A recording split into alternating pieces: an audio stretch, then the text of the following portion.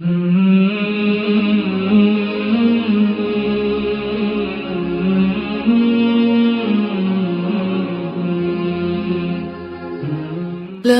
إله إلا الله محمد رسول الله نحمده ونصلي على رسوله الكريم اما بعد فاعوذ بالله من الشيطان الرجيم بسم الله الرحمن الرحيم رب اشرح لي صدري ويسر لي امري واحلل عقدة من لساني يفقهوا قولي اذا سألك عبادي عني فاني قريب اجيب دعوة الداعي اذا دعان فَلْيَسْتَجِيبُوا لِي وَلْيُؤْمِنُوا بِي لَعَلَّهُمْ يَرْشُدُونَ۔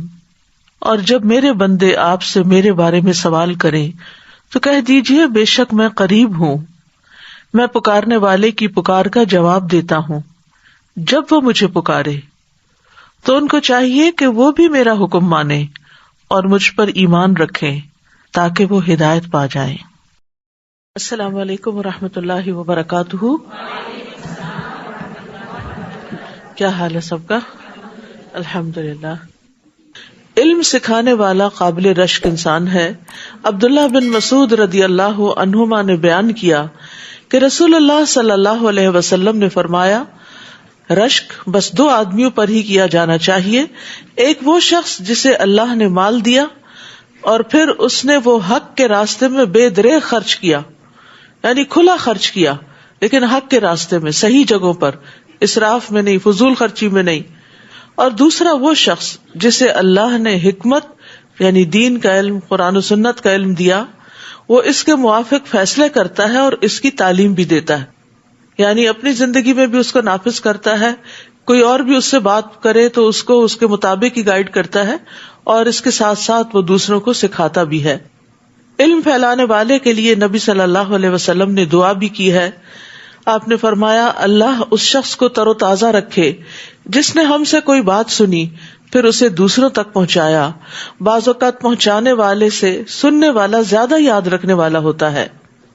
انس بن مالک کہتے ہیں کہ رسول اللہ صلی اللہ علیہ وسلم نے مسجد خیف میں منا کے اندر ہمیں خطبہ دیا، پس فرمایا، اللہ اس شخص کو تر و تازہ رکھے جس نے میری بات کو سن کر حفظ کیا، یعنی میمورائز کر لیا، اسے یاد رکھا، اور اس شخص کو پہنچایا جس نے اسے نہیں سنا تھا، یعنی جو پہلے سے نہیں جانتا تھا، پھر اس شخص کی طرف بھی گیا جس نے اسے نہیں سنا، یعنی اس شخص کو پہنچایا اور پھر خود بھی گیا۔ یعنی ایک ہوتا ہے علم کو کنوے کرنا کسی ذریعے واسطے سے، اور ایک یہ ہے کہ لوگوں کے پاس خود جا کر ان کو سکھانا۔ تو ہمیں ہر طرح سے خیر کی بات عام کرنی چاہیے تاکہ لوگوں کی زندگیاں سنوریں اور ہم اس پر خود بھی عمل کرنے والے ہوں، کیونکہ جو شخص علم پر عمل نہیں کرتا اس کی بات پھر اثر نہیں رکھتی۔ 23واں پارہ۔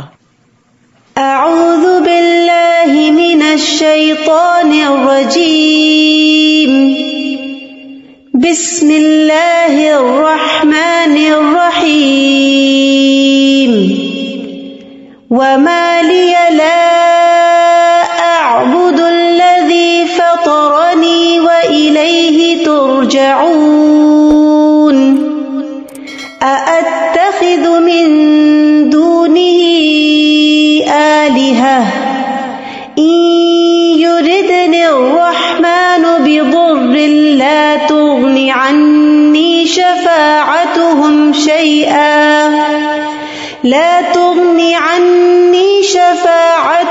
شيئا ولا ينقذون۔ شروع کرتی ہوں اللہ کے نام سے جو بے انتہا مہربان نہایت رحم فرمانے والا ہے۔ وما لی لا اعبد الذی فطرنی والیہ ترجعون، اور میں اس ہستی کی عبادت کیوں نہ کروں جس نے مجھے پیدا کیا اور تم سب کو اسی کی طرف لوٹ کر جانا ہے۔ یہ اس شخص کا قول ہے جس نے پیغمبروں کی بات مانی اور دوسروں کو بھی ماننے کے لیے کہا، اور وہ اب سمجھا رہا ہے اپنی قوم کو کہ لوگوں اللہ کی عبادت کرو اور میں خود بھی اس کی عبادت کرنا چاہتا ہوں، یعنی میرے لیے اس ہستی کی عبادت کرنے سے جو عبادت کی واقعی مستحق ہے کون سی چیز مانے ہے، کیونکہ اسی نے مجھے وجود بخشا ہے، اس نے مجھے پیدا کیا ہے، اس نے مجھے رزق دیا ہے، اور ساری مخلوق کو واپس بھی اسی کی طرف جانا ہے، پھر وہ ان کو ان کے اعمال کی جزا و سزا دے گا۔ تو جس کے ہاتھ میں تخلیق ہے، جہاں سے ہم آئے ہیں، جس کے ہاتھ میں رزق ہے کہ اس دنیا میں اس کا رزق کھاتے ہیں، اور جس کی طرف ہم آخرت میں لوٹ کر جائیں گے، وہی اس بات کا مستحق ہے کہ اس کی عبادت کی جائے اور ان ہستیوں کو چھوڑ کر صرف اللہ ہی کی تعریف کی جائے، اسی کی بزرگی بیان کی جائے، جس کے ہاتھ میں ہر طرح کا نفع اور نقصان ہے، اور اللہ کے علاوہ کوئی اور کسی نفع نقصان کا مالک نہیں، اور نہ زندگی کا اور نہ موت کا۔ تو اللہ سبحانہ تعالیٰ کی ہی عبادت ہونی چاہیے، کیونکہ ہم نے اسی کی طرف لوٹ کر جانا ہے۔ اور کس دن جانا ہے؟ قیامت کے دن، جب اللہ تعالیٰ پچھلوں اور پہلوں سب کو ایک مقررہ دن میں جمع کرے گا۔ 40 سال کے قیام کے برابر ان کی نگاہیں اٹھی ہوئی ہوں گی، اور وہ فیصلہ اور حکم ہونے کے منتظر ہوں گے، جیسا کہ نبی صلی اللہ علیہ وسلم نے فرمایا، اللہ عز و جل بادلوں کے سائے میں عرش سے کرسی کی طرف نزول فرمائے گا، پھر ایک پکارنے والا پکارے گا، اے لوگو، کیا تم اپنے اس رب سے راضی اور خوش نہیں ہو جس نے تمہیں پیدا کیا، اس نے تمہیں روزی دی اور تمہیں یہ حکم دیا کہ اسی کی عبادت کرو اور اس کے ساتھ کسی چیز کو شریک نہ کرو، اور یہ کہ اس نے تم سے ہر انسان کو پھیر دیا جس کی تم دنیا میں عبادت کرتے تھے، ہر وہ چیز اب غائب ہو گئی، کیا یہ تمہارے رب کی طرف سے عدل و انصاف نہیں؟ وہ کہیں گے ہاں، پس ہر قوم اس کی طرف چل دے گی جس کی وہ دنیا میں عبادت کرتے تھے اور دنیا میں جن سے محبت کرتے تھے، وہ چلیں گے اور ان کے لیے ان چیزوں کی تشبیہ پیدا کر دی جائے گی جن کی وہ عبادت کیا کرتے تھے، بس بعض سورج کی طرف چلے جائیں گے، بعض چاند کی طرف، اور بعض پتھروں کے بتوں کی طرف جائیں گے، ان شبیہوں کی طرف جن کی وہ عبادت کرتے تھے۔ اور ظاہر ہے کہ پھر جو توحید پر ہیں، جو اللہ کی عبادت کرتے ہیں، وہ ان میں سے کسی اور ہستی کی طرف نہیں جائیں گے۔ تو ہم میں سے ہر ایک کو یاد رکھنا چاہیے کہ جس رب نے مجھے پیدا کیا، جو مجھے رزق دیتا ہے اور جس کے پاس میں نے واپس جانا ہے، وہ سب سے زیادہ حقدار ہے اس بات کا کہ ہم اسی کے آگے جھکیں، اسی کی نماز پڑھیں، اسی کے لیے روزہ رکھیں، اسی کے لیے قربانی کریں، اسی کے لیے صدقہ خیرات کریں، اسی کی خوشنودی کے لیے بندوں کی خدمت کریں، بندوں کے کام آئیں۔ ہمارا سب کچھ اسی کی خاطر ہونا چاہیے، اسی سے ہم دعا کریں، اسی سے فریادیں کریں، مشکل وقت میں اسی کو پکاریں۔ یہ تمام امور عبادت سے تعلق رکھتے ہیں۔ کیا میں اللہ کے سوا دوسروں کو الہ بنا لوں کہ اگر رحمان مجھے کوئی تکلیف دینا چاہے تو نہ ان کی سفارش میرے کسی کام آئے گی اور نہ ہی وہ خود مجھے چھڑا سکیں گے، یعنی غیر اللہ تو کسی کام کے نہیں ہیں۔ تب تو میں یقیناً صریح گمراہی میں جا پڑا، میں تو بلا شبہ تمہارے رب پر ایمان لا چکا، تم میری بات توجہ سے سنو۔ لیکن سننے کی بجائے انہوں نے اس شخص کو ہی مار ڈالا۔ قیل ادخل الجنہ، آخر کار جب اسے قتل کر ڈالا گیا تو اس سے کہا گیا کہ جنت میں داخل ہو جاؤ، یعنی لوگوں نے تو اس کی قدر نہ کی، نہ اس کی بات کو امپورٹنس دی اور نہ بات مان کر دی، لیکن اللہ سبحانہ تعالیٰ نے اس بات کی وجہ سے جو اس نے اخلاص کے ساتھ کی تھی اور لوگوں کی خیرخواہی کی تھی، انہی کے مار ڈالنے کے بعد اس کو جنت عطا کر دی۔ وہ کہنے لگا، کاش میری قوم کو علم ہو جاتا کہ میرے رب نے مجھے بخش دیا اور مجھے معززین میں شامل کر لیا۔ یعنی مرنے کے بعد بھی وہ اپنی قوم کی فکر کر رہا ہے اور اپنی قوم کی خیرخواہی کر رہا ہے۔ ایک سچے دائی کے اندر یہی صفت ہوتی ہے کہ وہ زندہ ہو یا مردہ ہو، لوگوں کی طرف سے اس کو کوئی خیر پہنچ رہی ہو یا ان کی طرف سے کوئی تکلیف پہنچ رہی ہو، وہ ہر حال میں ان کا خیرخواہی ہوتا ہے۔ اور ایسی خیرخواہی پیغمبروں کے اندر ہوتی ہے، اور پھر جو ان کی سنتوں کی پیروی کرنے والے ہوں، کہ انسان ہلاکت چاہنے والوں سے بھی بھلائی کا ارادہ کرے۔ زید بن ارقم سے روایت ہے، وہ کہتے ہیں کہ ایک یہودی نے نبی صلی اللہ علیہ وسلم پر جادو کر دیا، آپ اس جادو کی وجہ سے چند دن بیمار رہے۔ پھر جبریل علیہ السلام آپ کی خدمت میں حاضر ہوئے اور کہا کہ ایک یہودی نے آپ پر جادو کر کے فلاں کنویں میں گرہیں ڈال رکھی ہیں۔ تو رسول اللہ صلی اللہ علیہ وسلم نے لوگوں کو وہاں پر بھیجا، وہ جادو کی گرہیں نکال لائے۔ لاتے ہی رسول اللہ صلی اللہ علیہ وسلم اس طرح کھڑے ہو گئے جس طرح رسی میں بندھے ہوئے ہوں اور کوئی شخص وہ رسی کھول دے، یعنی وہ کیفیت دور ہو گئی۔ پھر آپ نے اس کا تذکرہ بھی اس یہودی سے نہیں کیا، حالانکہ جبریل کے ذریعے ان کو یہ بات معلوم ہوئی تھی کہ مجرم کون ہے، جادو کرنے والا کون ہے، لیکن آپ نے نہ اس کو بلایا، نہ اس کو کچھ کہا، نہ اس کو کوئی ملامت کی، اور نہ ہی اس نے آپ کے چہرے مبارک پر اس کا کچھ اثر بھی محسوس کیا.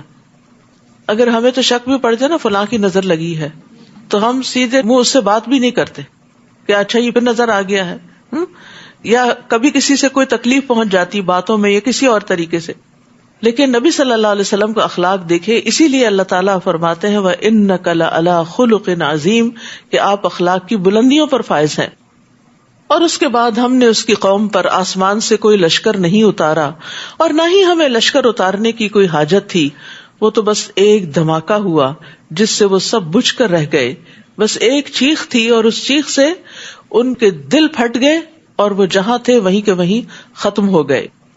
یا حسرتن علی العباد ما یأتیہم من رسول الا کانوا بہ یستہزئون. افسوس ہے بندوں پر کہ ان کے پاس جو بھی رسول آیا اس کا وہ مذاق ہی اڑاتے رہے، یعنی انہوں نے اپنے خیر خواہوں کی کبھی قدر ہی نہیں کی. کیا انہوں نے دیکھا نہیں کہ کتنی ہی قومیں ہم ان سے پہلے ہلاک کر چکے ہیں جو ان کے پاس لوٹ کر نہیں آئے گی. وَإِن كُلٌّ لَمَّا جَمِيعٌ لَدَيْنَا مُحْضَرُونَ اور یہ سب لوگ ایک دن ہمارے حضور حاضر کیے جائیں گے.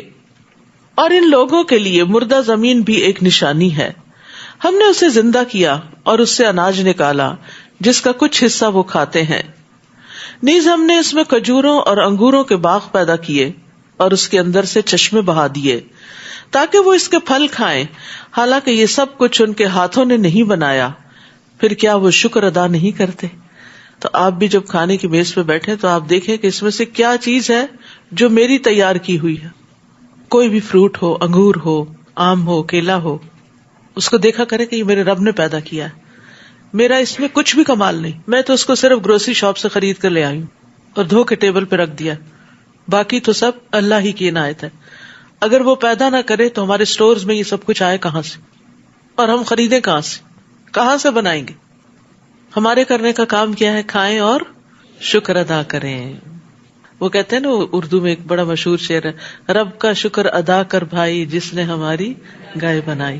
یعنی اصل شکر تو اس کا ہے جس نے یہ سب کچھ پیدا کیا ہے. پاک ہے وہ ذات جس نے زمین کی نباتات سے تمام اقسام کے جوڑے پیدا کیے اور خود ان کی اپنی جنس کے بھی اور ان چیزوں کی بھی جنہیں یہ جانتے نہیں، یعنی جو آسمانوں میں ہے، زمین کی گہرائیوں میں ہے. ہر چیز جوڑا جوڑا ہے سوائے رب العالمین کے کہ وہ واحد ایک اکیلا ہے. اور یہاں آیت شروع ہو رہی سبحان اللہ سے. تعجب کے وقت انسان سبحان اللہ کہتا ہے، اللہ تعالیٰ کی نشانیوں کو دیکھنے کے وقت. اور یہاں پر حیرانی کی بات یہ ہے کہ اتنی بڑی بڑی نشانیاں لوگوں کے آس پاس ہیں، لیکن اس کے باوجود وہ کفر پر اڑے ہوئے ہیں. اور ان کے لیے ایک نشانی رات بھی ہے جس کے اوپر سے ہم دن کو کھینچ لیتے ہیں تو ان پر اندھیرا چھا جاتا ہے، اور سورج اپنی مقرر گزرگاہ پر چل رہا ہے. یہی زبردست علیم ہستی کا مقرر کردہ اندازہ ہے.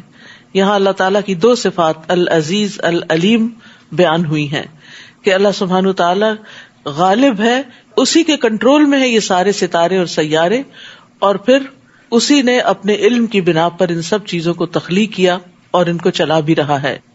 اور چاند کی ہم نے منزلیں مقرر کر دی ہیں. کس طرح باریک سا چاند طلوع ہوتا ہے اور پھر فل مون بن جاتا ہے اور پھر گھٹتے گھٹتے باریک سا واپس رہ جاتا ہے، حتیٰ کہ وہ کھجور کی پرانی ٹہنی کی طرح رہ جاتا ہے. نہ تو سورج سے یہ ہو سکتا ہے کہ وہ چاند کو جا پکڑے، اور نہ ہی رات دن پر سبقت لے جا سکتی ہے. سب اپنے اپنے مدار پر تیزی سے رواں دواں ہیں، ہر کوئی اپنا کام کر رہا ہے، اللہ کی اطاعت میں لگا ہوا ہے. لیکن انسان ہے کہ وہ اپنا کام کم کرتا ہے اور دوسروں کے کاموں میں مداخلت زیادہ کرتا ہے، اپنا محاسبہ کم کرتا ہے اور دوسروں کا حساب کتاب اور غلطیاں زیادہ نکالتا ہے. لیکن مخلوق میں ہر چیز جو ہے وہ اپنے اپنے کام اور اپنی اپنی رفتار کے ساتھ دوڑ رہی ہے. اور ایک نشانی ان کے لیے یہ ہے کہ ہم نے ان کی نسل کو بھری ہوئی کشتی میں سوار کیا. اشارہ ہے کشتی نوح کی طرف علیہ السلام. پھر ان کے لیے ایسی ہی اور چیزیں پیدا کی، یعنی پہلی کشتی تو بنائی تھی نوح علیہ السلام نے، لیکن اس کے بعد پھر ان کو دیکھ کر بہت سی کشتیاں اور شپس دنیا میں بنے. فرمایا پھر ان کے لیے ایسی ہی اور چیزیں پیدا کی جن پر وہ سوار ہوتے ہیں. اسی طرح ایک کشتی ہوائی کشتی بھی ہے جہاز کی شکل میں، مثلہ ما یرکبون، تو وہ بھی کتنے خطرات سے گزر کر انسان کو اپنی منزل تک پہنچاتا ہے. اس میں انسانی کوششیں تو ہیں لیکن اصل فضل رب ہی کا ہے کہ جو انسانوں کو تمام خطرات سے محفوظ رکھتے ہوئے منزل تک پہنچاتا ہے. اگر ہم چاہیں تو انہیں غرق کر دیں، پھر نہ تو کوئی ان کا فریاد رس ہوگا اور نہ وہ بچائے جا سکیں گے. یعنی عین سمندر کے بیچ میں کوئی مدد کو بھی نہیں پہنچ سکتا اور کوئی کام نہیں آ سکتا، کوئی چھڑا نہیں سکتا سمندر کی موجوں سے، مگر ہماری رحمت سے ہی پار لگ جاتے ہیں اور کچھ مدت تک زندگی سے فائدہ اٹھاتے ہیں. یعنی سارے خطرات کو پار کرتے کرتے آخر کنارے جا لگتے ہیں. اور جب انہیں کہا جاتا ہے کہ اس انجام سے ڈر جاؤ جو تمہارے سامنے ہے یا پیچھے گزر چکا ہے تاکہ تم پر رحم کیا جائے، تو اس کی کچھ پرواہ نہیں کرتے. اور جب بھی ان کے پاس ان کے رب کی نشانیوں میں سے کوئی نشانی آتی ہے تو وہ اس سے اعراض ہی کر جاتے ہیں. اور جب انہیں کہا جاتا ہے کہ اللہ نے تمہیں رزق دیا ہے اس میں سے اس کی راہ میں خرچ کرو، تو کافر ایمان لانے والوں کو یوں جواب دیتے ہیں کہ کیا ہم اسے کھلائیں جسے اگر اللہ چاہتا تو خود ہی کھلا سکتا تھا. یعنی عجیب لاجک ہے کہ اللہ سبحانہ وتعالیٰ نے ایک نظام رکھا ہے کہ کچھ بندوں کو زیادہ دیا، کچھ کو کم، اور جن کو کم دیا ان کا کچھ حصہ دوسروں کے پاس رکھ دیا تاکہ وہ ان پر خرچ کرے، لیکن وہ ساری نعمت پا کر بخل کرتے ہیں اور پھر طرح طرح کی باتیں بناتے ہیں کہ اللہ تعالیٰ خود ان کو کیوں نہیں دے دیتا. یہ اس کی حکمت ہے، مصلحت ہے، اس نے ہمارے ہاتھوں سے دلوایا تاکہ دینے والوں کو اجر عطا کرے. اور جب دیا جاتا ہے کسی کو تو اس سے دل نرم ہوتے ہیں، آپس کی محبتیں بڑھتی ہیں اور ایک کنیکشن پیدا ہوتا ہے لوگوں کے درمیان. اور اگر ہر کوئی صرف انڈیپینڈنٹلی اپنی زندگی گزارے تو پھر آئسولیشن بھی ہو جاتی، تنہا بھی ہو جاتا ہے انسان. کیا ہم اسے کھلائیں جسے اگر اللہ چاہتا تو خود ہی کھلا سکتا تھا؟ یعنی کہ یہ کہہ کے اپنے آپ کو مطمئن کر لیتے ہیں تم تو سری گمراہی میں پڑ گئے ہو، یعنی اچھی بات کرنے والے کو گمراہ کہا جا رہا ہے. وَيَقُولُونَ مَتَىٰ هَٰذَا الْوَعْدُ إِن كُنتُمْ صَادِقِينَ، نیز وہ کہتے ہیں کہ اگر تم سچے ہو تو یہ وعدہ قیامت کب پورا ہوگا. وہ صرف ایک دھماکے کا انتظار کر رہے ہیں جو انہیں آ پکڑے گا جبکہ یہ آپس میں جھگڑ رہے ہوں گے. یعنی وہ دنیا کے کاموں میں، آپس کی باتوں میں، خریدنے بیچنے میں جھگڑا کر رہے ہوں گے، بحث مباحثہ کر رہے ہوں گے، کوئی سیاست پر اور کوئی بزنس میں، مجلسوں میں اور بازاروں میں گفتگو کر رہے ہوں گے کہ یکا یک قیامت آ جائے گی. اس وقت نہ تو وہ وصیت کر سکیں گے اور نہ ہی اپنے گھروں کو واپس جا سکیں گے. یعنی جو گھر کے باہر گیا ہوا وہ باہر ہی مر جائے گا. اور جب سور پھونکا جائے گا تو وہ فوراً اپنی قبروں سے نکل کر اپنے رب کی طرف دوڑ پڑیں گے. یعنی یہ دوسرا سور پھونکنے کے موقع پر ہوگا، اس میں سب اٹھ جائیں گے. نفخۃ البعث والنشور. کہیں گے افسوس ہمیں ہماری خوابگاہ سے کس نے اٹھا کھڑا کیا. یہ تو وہی چیز ہے جس کا رحمان نے وعدہ کیا تھا اور رسولوں نے سچ کہا تھا. وہ بس ایک ہی گرجدار آواز ہوگی، پھر وہ فوراً سب کے سب ہمارے حضور پیش کر دیے جائیں گے. آج کسی پر ذرہ برابر بھی ظلم نہ کیا جائے گا اور تمہیں ویسا ہی بدلہ دیا جائے گا جیسے تم عمل کرتے رہے. جو کچھ آج کمایا وہی کل سامنے آئے گا. ان اصحاب الجنت اليوم فی شغل فاکہون. آج اہل جنت مزے اڑانے میں مشغول ہوں گے. جنتیوں کو نعمتوں میں مشغول کر دیا جائے گا اور جلد نعمتوں کی طرف لایا جائے گا. یعنی جہنمیوں کو جہنم کی طرف بھیجنے سے پہلے ہی جنتیوں کو جنت کی طرف لے آیا جائے گا. اس لیے جب جہنمی جہنم میں پھینکے جائیں گے تو وہ اس منظر کو نہیں دیکھیں گے. یعنی کفر کرنے والے یا شرک کرنے والے جو ہیں ان کا حساب کتاب نہیں، ان کے لیے اتنا ہی جرم کافی ہے کہ انہوں نے اللہ کا انکار کیا یا شرک کیا، تو ان کو گروہ در گروہ جہنم میں پھینک دیا جائے گا، ایک بڑی تعداد کو. لیکن جنتیوں کو وہ منظر دکھائے بغیر پہلے ہی جنت کی طرف لے جایا جائے گا. وَأُزْلِفَتِ الْجَنَّةُ لِلْمُتَّقِينَ غَيْرَ بَعِيدٍ. اور جنت متقین کے قریب کر دی جائے گی، وہ کچھ دور نہ ہوگی. یعنی انہیں فوراً وہاں اپنے منزل پہ پہنچا دیا جائے گا. نبی صلی اللہ علیہ وسلم نے فرمایا، بے شک اللہ عز و جل قیامت والے دن جنت کو بلائے گا. وہ زینت اور سجاوٹ اور نمائش اور آرائش کے ساتھ آئے گی. پھر اللہ تعالیٰ اعلان کرے گا، میرے وہ بندے کہاں ہیں جنہوں نے میرے راستے میں قتال کیا اور ان سے قتال کیا گیا. انہیں میرے راستے میں تکالیف دی گئی اور انہوں نے میرے راستے میں جد و جہد کی. کہا جائے گا تم جنت میں داخل ہو جاؤ. وہ بغیر حساب کے جنت میں داخل ہو جائیں گے. اسی طرح دوسری حدیث سے پتہ چلتا ہے کہ 70,000 لوگ اور ان میں سے ہر ایک کے ساتھ 70,000 بغیر حساب کے جنت میں داخل ہوں گے. اللہ ہمیں بھی ان میں شامل کر لے اور حساب نہ لے ہم سے. ہم وازواجہم فی ظلال علی الارائک متکئون. وہ اور ان کی بیویاں چھاؤں میں تختوں پر تکیہ لگائے ہوئے ہوں گے، بادشاہوں کی طرح بیٹھے ہوئے ہوں گے. وہاں انہیں کھانے کو میوے بھی ملیں گے اور جو کچھ وہ طلب کریں گے وہ بھی ملے گا. سلام قولا من رب الرحیم. مہربان رب فرمائے گا تم پر سلامتی ہو. وامتازوا اليوم ایھا المجرمون. اور اے مجرموں آج تم الگ ہو جاؤ، یعنی اہل ایمان سے علیحدہ ہو جاؤ. دنیا میں بس ایک دوسرے کے دوست ہو سکتے تھے، رشتہ دار ہو سکتے تھے، خونی تعلق ہو سکتا تھا، نسبی سسرالی تعلق ہو سکتا تھا، لیکن آج ایک ہی تعلق باقی رہا اور وہ ہے دینی تعلق. اللہ کی خاطر جو تعلق ہے کہ جس میں وہ ایک دوسرے کے ساتھ مل کر اللہ کی عبادت کرتے تھے، بس وہی ایک دوسرے کے دوست ہوں گے اور باقی ان سے الگ کر دیے جائیں گے. اللہ تعالیٰ فرمائے گا اے بنی آدم، کیا میں نے تمہیں تاکید نہیں کی تھی کہ شیطان کی عبادت نہ کرنا؟ وہ تمہارا صریح دشمن ہے، کھلا دشمن ہے. یعنی دنیا میں ہمیں پیغمبروں کے ذریعے یہ بتا دیا گیا کہ شیطان ہمارا دشمن ہے، اور اللہ سبحانہ تعالیٰ نے صاف فرما دیا وَأَنِ اعْبُدُونِي هَذَا صِرَاطٌ مُسْتَقِيمٌ. اور میری ہی عبادت کرنا یہی سیدھا راستہ ہے. لیکن تم نے کیا کیا؟ سیدھے راستے کو چھوڑ کر شیطان کا حکم مانا اور اس کی پیروی کی، اس کے وسوسوں میں آ گئے. وہ تو تم میں سے گروہ کثیر کو گمراہ کر چکا ہے، کیا تم سوچتے نہیں؟ یہ ہے وہ جہنم جس کا تم سے وعدہ کیا جاتا تھا، آج اس میں داخل ہو جاؤ کیونکہ تم کفر کیا کرتے تھے. الیوم نختم علی افواہہم وتکلمنا ایدیہم وتشہد ارجلہم بما کانوا یکسبون. آج ہم ان کے منہ بند کر دیں گے اور ان کے ہاتھ کلام کریں گے اور ان کے پاؤں گواہی دیں گے جو کچھ وہ کیا کرتے تھے. رسول اللہ صلی اللہ علیہ وسلم نے فرمایا قیامت کے دن جب تم لوگ پیش ہوگے تو تمہارے منہ پر مہر لگا دی جائے گی اور سب سے پہلے جو چیز بولے گی وہ ران اور ہتھیلی ہوگی، یعنی انسان کا ہاتھ ہوگا جو بولنا شروع کرے گا کہ اس نے مجھ سے کیا کیا کام لیے جو اللہ کی نافرمانی کے تھے. قیامت کے دن باقی اعضاء بھی انسان کے خلاف بولیں گے جس عضو سے انسان نے اللہ کی نافرمانی کا کام لیا. قیامت کے دن ایک شخص آئے گا اور کہے گا اے میرے رب، میں تجھ پر، تیری کتابوں پر، تیرے رسولوں پر ایمان لایا، میں نے نماز پڑھی. اس سے جس قدر ہوگا اپنی نیکی کی تعریف کرے گا کہ میں نے یہ بھی نیک کام کیا، یہ بھی کیا. پھر اللہ تعالیٰ فرمائے گا ہم ابھی تیرے خلاف گواہ بھیجتے ہیں. پھر اس کے منہ پر مہر لگا دی جائے گی اور اس کی ران، اس کا گوشت اور اس کی ہڈیوں سے کہا جائے گا بولو. پھر اس کی ران، اس کا گوشت، اس کی ہڈیاں اس کے اعمال کی گواہی دیتے ہوئے بولیں گی. یعنی انسان اپنے منہ سے تو اپنے نیک اعمال کا دنیا میں بھی بڑا ذکر کرتا رہتا ہے، لیکن قیامت کے دن وہ زیادہ دیر جھوٹ نہیں بول سکے گا. جو اس کے عمل ہوں گے وہ ویسے ہی سامنے آ جائیں گے، اور جن کو وہ اپنی نیکی بتا رہا ہوگا اور وہ نیکی نہیں، دراصل بدنیتی سے کوئی اور ہی غلط کام کیے ہوئے تھے، تو وہ بھی کھل کے سامنے آ جائیں گے اور عذاب بول پڑیں گے. اور اس وقت آپ دیکھیں کہ انسان کو کس قدر شرمندگی ہوگی. کبھی آپ نے یہ تجربہ کیا ہوگا کہ آپ اپنے کسی دوست سے، کسی گیسٹ سے کوئی بات کر رہے ہیں، اپنا کوئی ایکسپیرینس شیئر کر رہے ہیں، کہیں ٹریولنگ پہ گئے، کوئی چیز دیکھی تو اتنے میں بچہ بول پڑتا نہیں ماما ایسے نہیں تھا، ایسے تھا. تو اس وقت کس قدر شرمندگی ہوتی ہے.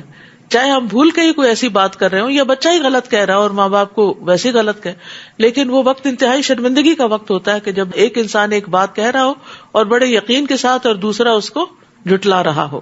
اور یہاں تو یہ کہ دوسرا نہیں ہے، خود انسان کا اپنا وجود ہے. تو امیجن کرے کہ کس قدر شرمندگی کی بات ہوگی. اور اگر ہم چاہیں تو ان کی آنکھیں مٹا دیں، پھر وہ راہ کی طرف آگے بڑھے تو کیسے دیکھ سکتے ہیں. یعنی دنیا میں اگر ہم صرف ایک نعمت بھی لے لیں تو ان کی زندگی دوبھر ہو کے رہ جائے. جو لوگ پہلے دیکھتے ہیں اور پھر وہ نہیں دیکھ پاتے. اور اگر آپ اس کا ایکسپیرینس کرنا چاہیں تو آپ کسی وقت اپنے ہی گھر میں، اپنے ہی بیڈ روم میں، اپنے ہی واش روم میں آنکھیں بند کر کے ذرا کوئی کام کریں، اپنے ہی کچن میں تھوڑی دیر کے لیے آنکھیں بند کریں، تو اس وقت قدر آئے گی کہ آنکھیں کتنی بڑی نعمت. اور دن میں باقی اعضاء پھر بھی ریسٹ کرتے ہیں، لیکن ہم سارا دن ان آنکھوں سے دیکھتے ہیں، سارا دن، چاہے پڑھ رہے ہوں چاہے ویسے کچھ دیکھ رہے ہوں. یعنی جب تک ہم جاگتے ہیں ہماری آنکھیں مسلسل کام کر رہی ہوتی ہیں. لمحوں کے لیے جھپکتے بھی ہیں لیکن پھر دیکھنے لگتے ہیں کیونکہ ہم برداشت نہیں کر پاتے کہ ہم جاگ رہے ہیں اور ہماری آنکھیں بند ہوں. تو فرمایا اگر ہم چاہیں نہیں اللہ تعالیٰ کے لیے ان کو عذاب دینا اور ان کی نافرمانیوں پر اور ان کی سرکشیوں پر ان کو پکڑنا کچھ مشکل کام نہیں. اگر ہم چاہیں تو ان کی آنکھیں مٹا دیں, پھر وہ راہ کی طرف آگے بڑھیں تو کیسے دیکھ سکیں گے. اور اگر ہم چاہیں تو ان کی جگہ پر ہی انہیں مسخ کر دیں, یعنی ایک قدم آگے نہ بڑھا سکیں, پھر نہ یہ آگے چل سکیں اور نہ ہی پیچھے لوٹ سکیں, یعنی جہاں ہے وہیں کے وہیں جام ہو جائیں, پتھر ہو جائیں. اور جس شخص کو ہم زیادہ عمر دیتے ہیں اس کی خلقت ہی الٹ دیتے ہیں. کیا یہ سوچتے نہیں؟ ہم سب کے سامنے کتنے ہی بزرگ ایسے ہو سکتے ہیں کہ جن کو ہم نے اپنی آنکھوں کے سامنے اپنے والدین کو یا ساس سسر کو یا نانا نانی کو ان کی جوانی یا نیم جوانی کی حالت میں بھی دیکھا اور ان کو ایکٹیو دیکھا اور ان کو بھاگتے دوڑتے دنیا کے کام کرتے کراتے, اور پھر کس طرح ان کو بیماریوں نے آ گھیرا اور کس طرح ان کا حافظہ چلا گیا. کوئی الزائمر کا مریض ہو گیا, کسی کو ڈیمنشیا ہو گیا, کوئی اپنی یادداشت کھو بیٹھا. یہ سارے منظر سبق سیکھنے کے ہیں. اپنا فیوچر دیکھیں ان میں اور اللہ سے دعائیں کریں کہ اللہ تعالیٰ ہمیں ان تمام آزمائشوں سے بچا کے رکھے. یعنی مقصود کیا ہے اس سے؟ اللہ تعالیٰ فرماتے کہ نافرمانیاں کیوں کر رہے ہو, اللہ کو ناراض کیوں کر رہے ہو, اللہ کی نعمتوں پر شکر کیوں نہیں ادا کرتے, ان اعضاء سے اس زندگی سے اللہ کی عبادت کا کام کیوں نہیں لیتے. کیا تم اس بات کے انتظار میں ہو کہ تمہاری اس طرح پکڑ ہو جائے؟ وما علمناہ الشعر وما ينبغي له ان هو الا ذکر وقرآن مبین. اور ہم نے اس نبی کو شعر کہنا نہیں سکھایا, یہ اس کے لیے مناسب بھی نہ تھا. یہ تو ایک نصیحت اور واضح پڑھی جانے والی کتاب ہے تاکہ جو زندہ ہے وہ اسے ڈرائے اور انکار کرنے والوں پر حجت قائم ہو جائے. زندگی سے مراد صرف زندہ ہونا نہیں بلکہ دل کی زندگی مراد ہے, کیونکہ جس کا دل زندہ ہوتا ہے وہی اس کتاب سے, اس قرآن سے فائدہ اٹھاتا ہے, اور جس کا دل مر جائے نہ وہ قرآن پر غور و فکر کرتا ہے, نہ تدبر کرتا ہے, نہ اس کے ساتھ اس کا کوئی تعلق ہوتا ہے. کیا وہ دیکھتے نہیں کہ جو چیزیں ہم نے اپنے ہاتھوں سے بنائی ہیں ان میں سے ان کے لیے چوپائے پیدا تو ہم نے کیے اور اب یہ ان کے مالک ہیں, اور ہم نے ان مویشیوں کو ان کا مطیع بنا دیا ہے کہ ان میں سے کسی پر تو سوار ہوتے ہیں اور کسی کا گوشت کھاتے ہیں, نیز ان سے انہیں اور بھی کئی فوائد اور مشروب حاصل ہوتے ہیں. کیا پھر بھی یہ شکر ادا نہیں کرتے کہ کس طرح دودھ سے ہم لسی اور ملک شیک اور کیا کیا چیزیں بناتے چلے جاتے ہیں, اور انہوں نے اللہ کے علاوہ کئی الہ بنا رکھے ہیں اس امید پر کہ ان کی مدد کی جائے گی, حالانکہ وہ ان کی کچھ مدد نہ کر سکیں گے بلکہ وہ ان کے لشکر مخالف کی حیثیت سے پیش کیے جائیں گے. لہٰذا ان کی باتیں آپ کو غمزدہ نہ کریں. ہم یقیناً جانتے ہیں جو کچھ وہ چھپاتے ہیں اور جو کچھ وہ ظاہر کرتے ہیں. کیا انسان دیکھتا نہیں کہ ہم نے اسے نطفہ سے پیدا کیا ہے, پھر وہ حقائق سے اعراض کر کے سری جھگڑالو بن گیا ہے, اور وہ ہمارے لیے تو مثال بیان کرتا ہے اور اپنی پیدائش کو بھول جاتا ہے. کہتا ہے کہ جب یہ ہڈیاں بوسیدہ ہو چکی ہوں گی تو انہیں کون زندہ کرے گا؟ آپ کہیے اسے وہی زندہ کرے گا جس نے اسے پہلی بار پیدا کیا, اور وہ ہر قسم کا پیدا کرنا جانتا ہے, ہر طرح کی تخلیق کا علم اس کو ہے. لہذا انسانوں کو دوبارہ پیدا کرنا اس کے لیے کچھ بھی مشکل نہیں.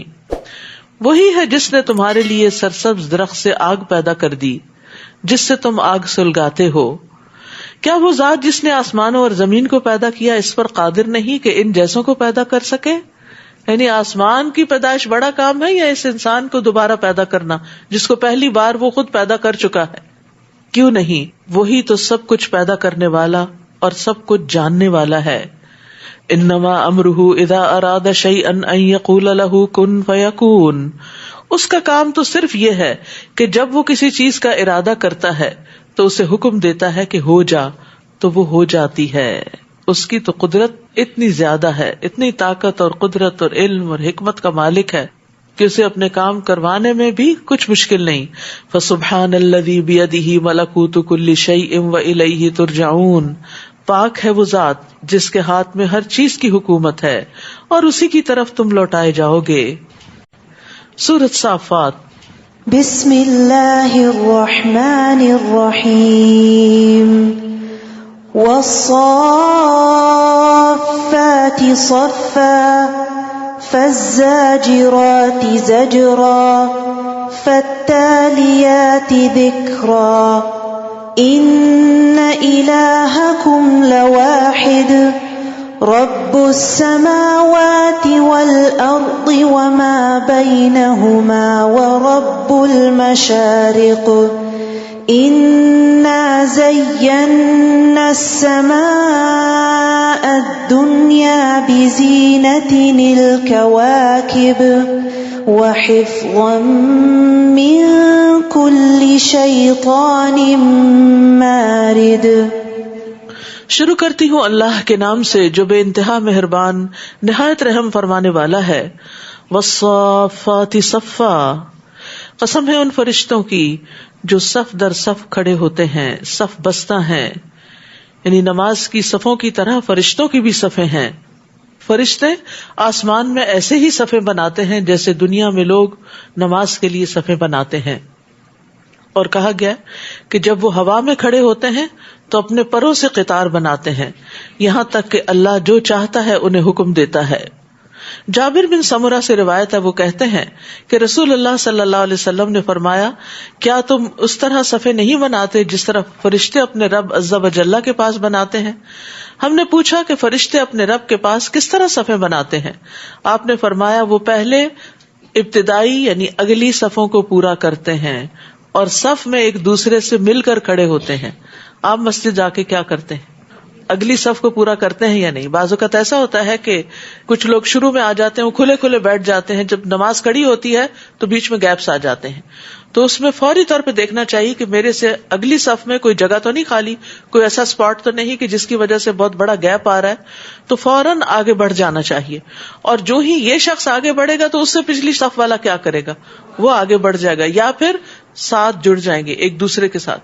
اور اگر صفوں کے اندر یہ خلل ہو تو یہ نماز کی اقامت کی راہ میں رکاوٹ ہوتا ہے. تو آپ سب اب جو سن رہے ہیں وہ اس چیز کا ضرور اہتمام کریں اور اس بات کے حریص ہوں کہ ہمیں فرشتوں جیسی صفیں بنانی ہے، کیونکہ یہ صف بندی بھی ایک عبادت ہے اور دلوں کی درستگی کا انحصار صفوں کی درستگی پر ہے. براء ابن عازب کہتے ہیں کہ رسول اللہ صلی اللہ علیہ وسلم صفوں کے درمیان ایک طرف سے دوسری طرف کو چلتے جاتے. آپ ہمارے سینوں اور کندھوں پہ ہاتھ پھیرتے اور فرماتے، آگے پیچھے مت ہو. ایک تو ہے گیپس فل کرنا اور دوسرا یہ ہے کہ ایک دوسرے کے ساتھ برابر کھڑے ہونا، آگے پیچھے نہیں، برابر کھڑے ہونا. فرمایا، آگے پیچھے مت ہو ورنہ تمہارے دلوں میں بھی اختلاف آ جائے گا. اور آپ فرمایا کرتے تھے، بے شک اللہ پہلی صفوں میں آنے والوں پر رحمت نازل کرتا ہے اور اس کے فرشتے پہلی صف والوں کے لیے دعائیں کرتے ہیں، لیکن عورتوں کے لیے پچھلی صف زیادہ مناسب ہے جو مردوں سے کچھ دور ہو. فالزاجرات زجرا فالتالیات ذکرا ان الہکم لواحد. پھر ان کی جو ڈانٹ ڈپٹ کرتے ہیں، یعنی جیسے کافروں کی روح لیتے وقت ان کو مارتے ہیں اور ڈانٹتے ہیں، پھر ان کی جو ذکر کی تلاوت کرنے والے ہیں، بلا شبہ تمہارا الہ ایک ہی ہے جو آسمانوں اور زمین کا رب ہے اور ان چیزوں کا بھی جو ان دونوں کے درمیان ہیں، اور مشرقوں کا بھی رب ہے. مشرقوں یعنی ہر روز سورج ایک نئے اینگل سے طلوع ہوتا ہے، اور یہی وجہ ہے کہ آپ دیکھتے ہیں کہ سردیوں اور گرمیوں کے مشرق میں بہت بڑا فرق پڑ جاتا ہے. اور ایک اور معنی یہ بھی ہے کہ جہاں ہمارا سورج نکل رہا ہوتا ہے وہاں کسی اور کا غروب ہوتا ہے، اور پھر جہاں ہمارا غروب ہوتا ہے وہاں کسی اور کا مشرق ہوتا ہے. تو اس لیے ایک مشرق نہیں، کئی مشرق ہے، یعنی جہاں سے سورج طلوع ہوتا ہے. بلا شبہ ہم نے آسمان دنیا کو ستاروں کی زینت سے مزین کیا. یہاں آسمان دنیا کا خاص ذکر ہے، انا زینا السماء الدنیا، کیونکہ وہی ہماری آنکھوں کے سامنے ہے، باقی آسمان تو ہم دیکھ نہیں پاتے. وحفظا من کل شیطان مارد، اور اسے ہر سرکش شیطان سے محفوظ بنا دیا. یعنی آسمان میں جنات یا شیاطین نہیں چڑھ سکتے، وہ عالم بالا کی باتیں سن ہی نہیں سکتے، اور ہر طرف سے ان پر شہاب پھینکے جاتے ہیں تاکہ وہ بھاگ کھڑے ہوں، اور ان کے لیے ہمیشہ رہنے والا عذاب ہے. تاہم اگر کوئی شیطان کوئی بات لے اڑے تو ایک تیز شعلہ اس کا تعاقب کرتا رہتا ہے. عبداللہ بن عباس سے مروی ہے، وہ کہتے ہیں کہ مجھے نبی صلی اللہ علیہ وسلم کے صحابہ میں سے ایک انصاری صحابی نے خبر دی کہ وہ ایک رات رسول اللہ صلی اللہ علیہ وسلم کے ساتھ بیٹھے ہوئے تھے کہ ایک ستارہ پھینکا گیا اور روشنی پھیل گئی، یعنی اوپر سے شعلہ آیا. تو رسول اللہ صلی اللہ علیہ وسلم نے صحابہ سے فرمایا کہ تم جاہلیت میں کیا کہتے تھے جب کوئی ستارہ اس طرح پھینکا جاتا ہے؟ انہوں نے عرض کیا اللہ اور اس کا رسول ہی بہتر جانتے ہیں، اپنی پچھلی بات نہیں دہرائی. پھر کہا کہ ہم کہا کرتے تھے کہ اس رات کوئی بڑا آدمی پیدا ہوا ہے اور کوئی بڑا آدمی مر گیا ہے. تو رسول اللہ صلی اللہ علیہ وسلم نے فرمایا ان ستاروں کو کسی کی موت یا کسی کی حیات کی وجہ سے نہیں پھینکا جاتا، بلکہ جب جنات آسمان سے اللہ کے کسی فیصلے کی بات کو اچک لیتے ہیں اور اسے اپنے دوستوں یعنی کاہنوں کے کانوں میں ڈال دیتے ہیں تو وہ ستاروں سے مارے جاتے ہیں. یعنی ان کے پیچھے یہ شہاب ثاقب آتے ہیں، اس کا تعلق کسی کی زندگی اور موت سے نہیں. اے نبی آپ ان سے پوچھئے کیا ان کی پیدائش زیادہ مشکل ہے یا جو کچھ ہم پیدا کر چکے ہیں؟ ہم نے انہیں لیسدار گارے سے پیدا کیا ہے. آپ کو تو اللہ کی ایسی قدرتوں پر تعجب ہے اور یہ لوگ ان کا مذاق اڑاتے ہیں. یعنی دو طرح کے لوگ ہیں، ایک وہ ہیں جو اللہ تعالیٰ کی تخلیق کی نشانیوں کو دیکھتے ہیں اور حیران ہوتے ہیں، تعجب کرتے ہیں، ان کے دل میں اللہ کی محبت آتی ہے، اور دوسرے لوگ وہی نشانیاں دیکھ کے مذاق اڑا رہے ہوتے ہیں. مذاق اڑانے والا دراصل ناسمجھ ہوتا ہے. وَإِذَا ذُكِّرُوا لَا يَذْكُرُونَ، ایسے ناسمجھوں کو جب سمجھایا جائے تو سمجھنے کی کوشش بھی نہیں کرتے. وَإِذَا رَأَوْا آيَةً يَسْتَسْخِرُونَ، اور جب کوئی نشانی دیکھتے ہیں تو مذاق اڑاتے ہیں. وَقَالُوا إِنْ هَذَا إِلَّا سِحْرٌ مُبِينٌ، اور کہتے ہیں یہ تو صریح جادو ہے. بھلا جب ہم مر کر مٹی اور ہڈیاں بن جائیں گے تو کیا پھر ہم دوبارہ اٹھائے جائیں گے؟ اور کیا ہمارے آباء و اجداد بھی اٹھائے جائیں گے؟ آپ ان سے کہیے ہاں ایسا ضرور ہوگا اور تم بالکل بے بس ہوگے. وہ تو بس ایک ڈانٹ ہوگی جس پر وہ فوراً سب کچھ دیکھنے لگیں گے. وَقَالُوا يَا وَيْلَنَا هَذَا يَوْمُ الدِّينِ، وہ کہیں گے ہائے ہماری بدبختی، یہ تو جزا سزا کا دن ہے، اس کو تو ہم جھٹلاتے رہے. استغفر اللہ. یعنی انسان کے لیے اچانک ان چیزوں کا سامنے آنا کس قدر تکلیف دہ ہوتا ہے جن کو ایکسپیکٹ نہیں کر رہا ہوتا. یعنی جن چیزوں کو انسان ایکسپیکٹ کر رہا ہوتا ہے وہ چاہے کتنی بھی بھاری ہو وہ انسان کے لیے بہت مشکل نہیں پیدا کرتی. لیکن جب انسان کسی چیز کو ایکسپیکٹ نہیں کرتا اور وہ سامنے آتی ہے اور وہ معمولی چیز نہیں بہت بڑا حادثہ، تو آپ سوچئے کہ وہ انسان کے لیے کتنا شاکنگ ہوتا ہوگا. تو یہی حال ان لوگوں کا ہوگا اور کہیں گے ہائے ہماری بدبختی، یہ تو جزا و سزا کا دن ہے. پھر انہیں کہا جائے گا یہی فیصلے کا دن ہے جسے تم جھٹلایا کرتے تھے. ان ظالموں کو اور ان کے ساتھیوں کو اور معبودوں کو سب کو اکٹھا کرو جن کی یہ اللہ کے سوا عبادت کرتے تھے، پھر انہیں جہنم کی راہ پر چلا دو. یعنی قیامت کے دن ایک جیسے عمل کرنے والوں کو ایک جگہ اکٹھا کر دیا جائے گا. تو یہاں یہ نہیں کہا کہ ان کو جمع کر دو، ان کو اور ان کے ساتھیوں کو بھی، یعنی جو ان جیسے کام کرتے تھے، ایک جیسے کام کرنے والے، ان سب کو جن کے عمل ایک جیسے تھے. جیسے شراب پینے والے شرابیوں کے ساتھ، زنا کرنے والے زانیوں کے ساتھ، شرک کرنے والے مشرکین کے ساتھ، جادوگر جادوگروں کے ساتھ، متکبرین فرعون کے ساتھ، نماز نہ پڑھنے والے فرعون، حامان اور قارون کے ساتھ. تو یہ ساری چیزیں ہمیں قرآن و سنت سے پتہ چلتی ہیں کہ کس طرح لوگ اپنے ہی جیسے لائک مائنڈڈ لوگوں کے ساتھ اٹھائے جائیں گے. وقفوہم انہم مسئولون، اور دیکھو انہیں ذرا ٹھہرائے رکھو، ان سے کچھ پوچھا جائے گا. یہ کہاں پوچھا جائے گا؟ پلسرات کے پاس. ابن عباس کہتے ہیں کہ ان سے ان کے تمام اقوال و افعال کے متعلق سوال کیا جائے گا. تمہیں کیا ہو گیا؟ آج تم ایک دوسرے کی مدد کیوں نہیں کرتے؟ بلکہ آج وہ بالکل فرما بردار بن جائیں گے. وہ ایک دوسرے کی طرف متوجہ ہو کر باہم سوال کریں گے. کمزور لوگ بڑوں سے کہیں گے تم تو ہمارے پاس دائیں طرف سے آتے تھے، یعنی بہت اچھے بن کے آتے تھے. بڑے لوگ کہیں گے بات یوں نہیں، بلکہ تم خود ہی ایمان لانے والے نہیں تھے، یعنی ہمارا کوئی زور نہیں تھا تم پر، تم خود ہی ایمان نہیں لاتے تھے، اور ہمارا تم پر کچھ زور بھی نہ تھا، بلکہ تم خود ہی سرکش تھے. ہمارے رب کا قول آج ہم پر صادق آ گیا کہ ہم عذاب کا مزہ چکھنے والے ہیں. ہم نے تمہیں گمراہ کیا کیونکہ ہم خود بھی گمراہ تھے. آج کے دن وہ سب کمزور اور بڑے لوگ عذاب میں برابر کے شریک ہوں گے. واقعی ہم مجرموں سے ایسا ہی سلوک کرتے ہیں. انہیں جب یہ کہا جاتا ہے کہ اللہ کے سوا کوئی الہ نہیں تو وہ تکبر کرتے ہیں، یعنی اللہ کے سامنے جھکتے نہیں ہیں، اور کہتے تھے کیا ہم ایک دیوانے شاعر کی خاطر اپنے معبودوں کو چھوڑ سکتے ہیں؟ بل جاء بالحق وصدق المرسلین، حالانکہ وہ رسول حق لے کر آیا اور اس نے رسولوں کی تصدیق کی تھی. پھر انہیں کہا جائے گا آج تمہیں یقیناً دردناک عذاب چکھنا پڑے گا اور تمہیں ایسا ہی بدلہ دیا جائے گا جیسے تم کام کرتے رہے، مگر اللہ کے مخلص بندے اس انجام سے محفوظ رہیں گے. اولئک لہم رزق معلوم فواکہ وہم مکرمون فی جنات النعیم. ان کے لیے ایسا رزق ہوگا جو انہیں معلوم ہے، یعنی وہ اتو بھی متشابہہ، یعنی لذیذ میوے، اور وہ وہاں معزز ہوں گے، عزت دی جائے گی ان کو. اور یہ عزت کس کے لیے ہے؟ جنہوں نے دنیا میں اللہ کی اطاعت کرتے ہوئے، عبادت کرتے ہوئے اپنی عزتوں کی پرواہ نہیں کی کہ انہیں کون کیا کہتا ہے، کوئی ان کو رسپیکٹ دے گا یا ان کا مذاق اڑائے گا، بلکہ وہ ہر حال میں اللہ کی عبادت کرتے رہے تو اس کے بدلے میں اللہ تعالیٰ انہیں وہاں عزت بخشے گا نعمتوں والے باغات میں. تو جنت میں طرح طرح کے کھانے ہوں گے، یعنی یہاں رزق کی بات ہے، رزق معلوم ہوگا. عتبہ بن عبد سلمی سے روایت ہے، وہ کہتے ہیں کہ میں رسول اللہ صلی اللہ علیہ وسلم کے ساتھ بیٹھا ہوا تھا. ایک اعرابی آیا تو اس نے کہا اللہ کے رسول، میں نے آپ کو جنت کے ببول نامی درخت کا تذکرہ کرتے سنا ہے. میرا خیال ہے کہ وہ ہمارے ہاں تو سب سے زیادہ کانٹوں والا درخت ہے، اس میں بہت کانٹے ہوتے ہیں. رسول اللہ صلی اللہ علیہ وسلم نے فرمایا جنت میں اس درخت کے ہر کانٹے کے بدلے خصی بکرے کے خصیے کی طرح اللہ تعالیٰ ایک چیز پیدا کرے گا، یعنی ہر کانٹے کی جگہ ایک کوئی چیز پیدا کرے گا. اس کے اندر 70 رنگ کے کھانے ہوں گے، 70 کلرز، اور ہر ایک کا رنگ دوسرے سے مختلف ہوگا.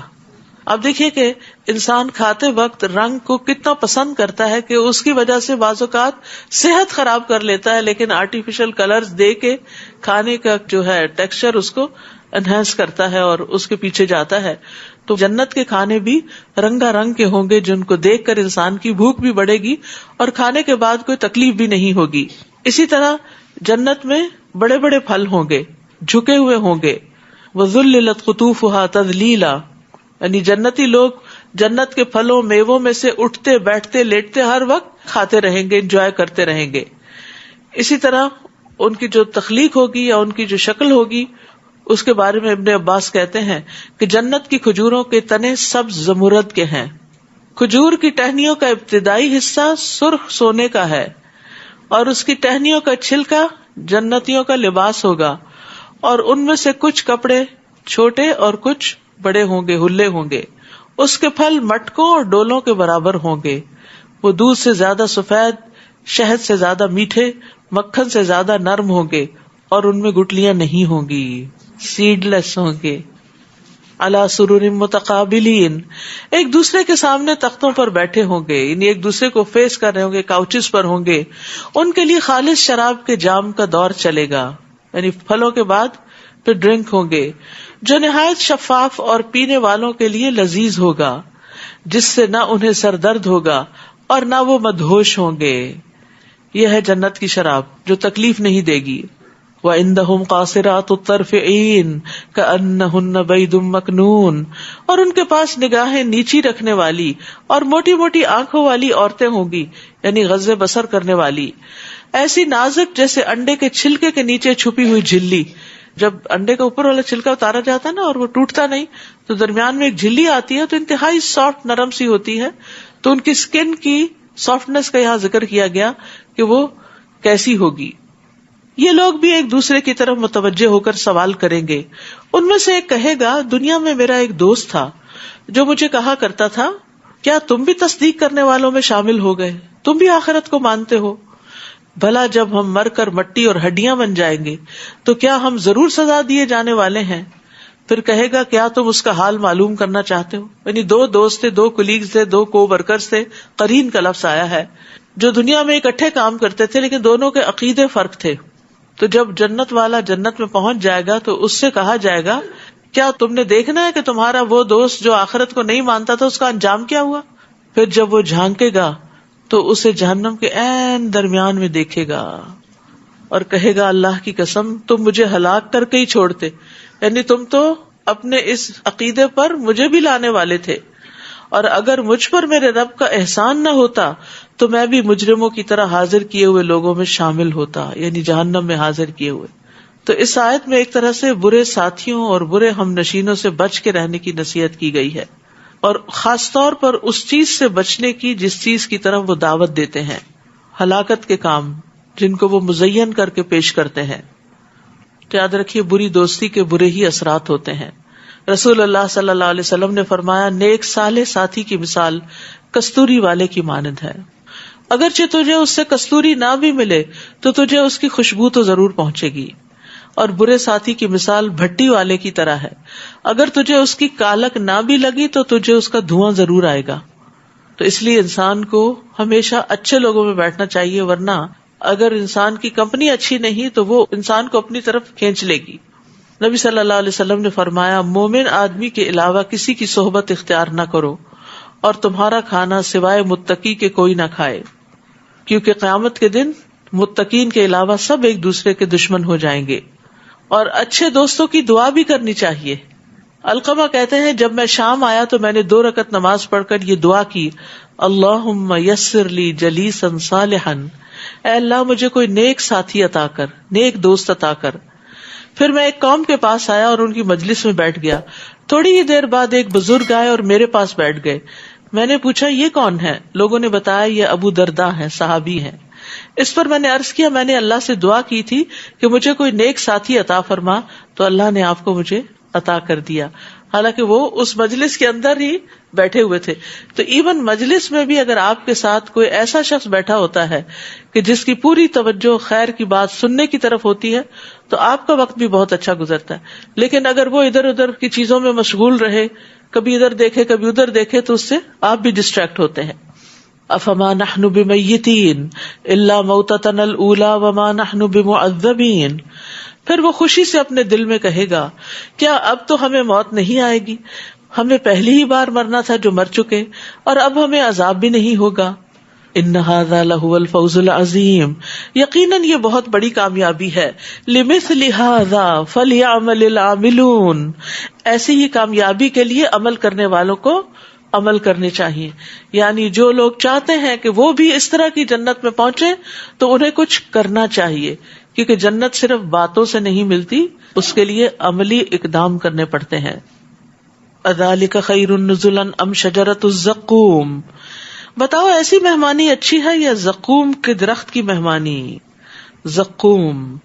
زقوم کا ایک قطرہ بھی دنیا میں ٹپکا دیا جائے تو زمین والوں کی زندگی تلخ کر دے. تو سوچنے کی بات ہے کہ جس کا ایک قطرہ اتنا کڑوا ہے، قطرہ، تو زقوم کیسا ہوگا؟ دنیا میں ذرا سا ذائقہ بدل جائے نا چیز کا تو ہم رکھ دیتے ہیں، یا اپنی پسند کا نہ ہو، اچھے سے اچھا کھانا بنا ہوا اگر اپنی مرضی کا نہ ہو تو ہم کیا کرتے ہیں؟ ہم کھاتے نہیں. تو وہاں پسند کی تو خیر بہت ہی دور کی بات ہے، جو ہوگا وہ اتنا زہریلا ہوگا، اتنا تکلیف دہ ہوگا کہ اس کے علاوہ کوئی اور آپشن بھی نہیں ہوگی. دنیا میں تو اور آپشنز ہو جاتی ہیں نا. انا جعلناها فتنة للظالمین، جسے ہم نے ظالموں کے لیے ایک آزمائش بنا دیا. وہ ایسا درخت ہے جو جہنم کی تہ سے نکلتا ہے، اس کے شگوفے ایسے ہیں جیسے شیطانوں کے سر، یعنی دیکھنے میں بھی بھیانک، نہ اس کا رنگ، نہ اس کا ذائقہ، نہ اس کی شکل. کیونکہ آپ دیکھیے دنیا میں اللہ تعالیٰ نے جتنی بھی چیزیں پیدا کی نا، ان کو ایک مخصوص شیپ دی ہے، ایک مخصوص رنگ دیا ہے، ٹیکسچر دیا ہے، ذائقہ دیا، خوشبو دی ہے، کتنا کچھ اس کے ساتھ. لیکن جہنم میں جو کھانے کو ملے گا وہ انتہائی بھیانک ہوگا. اہل دوزخ اسی کو کھائیں گے، استغفر اللہ، اور اس سے اپنے پیٹ بھریں گے. پھر اس پر انہیں پینے کو پیپ ملا کھولتا پانی ملے گا. اصل میں کڑوی چیز جب انسان کھا لیتا ہے، جیسے کریلے، تو پیاس لگتی، تو یہ زقوم کھانے کے بعد ان کو شدید پیاس لگے گی، اور جب وہ پانی پینے کو مانگیں گے تو پینے کو ان کو پیپ اور کھولتا پانی ملے گا.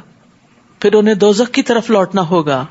انہوں نے اپنے آباء و اجداد کو گمراہی پایا تو انہی کے نقش قدم پر دوڑنے لگے، حالانکہ ان سے پہلے بہت سے گزشتہ لوگ گمراہ ہو چکے تھے. بلا شبہ ہم نے ان میں ڈرانے والے بھیجے تھے، پھر دیکھ لو جنہیں ڈرایا گیا تھا ان کا انجام کیا ہوا. ان میں سے صرف اللہ کے مخلص بندے ہی محفوظ رہے. اور ہمیں نوح نے پکارا تو دیکھو ہم کیا خوب دعا قبول کرنے والے ہیں، اور ہم نے انہیں اور ان کے گھر والوں کو شدید بے چینی سے نجات دی. وَنَجَّيْنَاهُ وَأَهْلَهُ مِنَ الْكَرْبِ الْعَظِيمِ. تو جب آپ دعا کیا کریں نا تو کہا کرے یا اللہ جس طرح تو نے نوح علیہ السلام اور ان کے گھرانے کو شدید کرب سے نجات دی تھی تو مجھے بھی کرب سے نجات دے. یعنی کوئی بھی چیز جو آپ کو تکلیف دے رہی ہو، بادر کر رہی ہو، تو قرآن میں جو چیزیں آئی ہیں یا اللہ تعالیٰ کے نام ہیں ان کا واسطہ دے کے پھر انسان کو دعا کرنی چاہیے. اور صرف انہی کی اولاد کو باقی رکھا اور بعد میں آنے والی نسلوں میں ان کا ذکر خیر چھوڑ دیا. سلام ہو نوح پر جہان والوں میں، ہم نیکی کرنے والوں کو ایسا ہی صلہ دیا کرتے ہیں. بلا شبہ وہ ہمارے مومن بندوں میں سے تھا. ثم اغرقنا الآخرین، پھر ہم نے باقی لوگوں کو غرق کر دیا. اور اسی نوح کے پیروکاروں میں ابراہیم بھی تھے، جبکہ وہ اپنے رب کے ہاں صاف دل لے کر آئے. اذ جاء ربہ بقلب سلیم، قلب سلیم جو شرک اور شک سے پاک ہوتا ہے. یقین بہت بڑی دولت ہے. انسان کا جتنا زیادہ کسی چیز پر یقین ہوتا ہے اتنا ہی زیادہ پھر اس سے وہ فائدہ اٹھاتا ہے. مثلاً ہمیں جب یقین ہوتا ہے نا کہ یہ کھانا مجھے طاقت دے گا، میری بھوک مٹائے گا، تو ہم اس کو شوق سے کھا لیتے ہیں. یہ دوا میرا سر درد دور کر دے گی، کیونکہ آپ کو کوئی ایکسپیرینس ہوتا ہے پچھلا جس کی بنا پر آپ کو یقین ہوتا ہے کہ نہیں میں نے جب بھی کھائی تھی تو مجھے آرام آ گیا تھا، اب بھی کھاؤں گی تو اس سے انشاءاللہ آرام آ جائے گا. تو آپ اس کو اگر گھر میں نہ بھی ہو تو خریدنے چلے جاتے ہیں، منگواتے ہیں. اپنے ملک میں نہ ملے تو دوسرے ملک سے منگواتے ہیں. کیا ہے؟ یقین ہے نا اس کے پیچھے.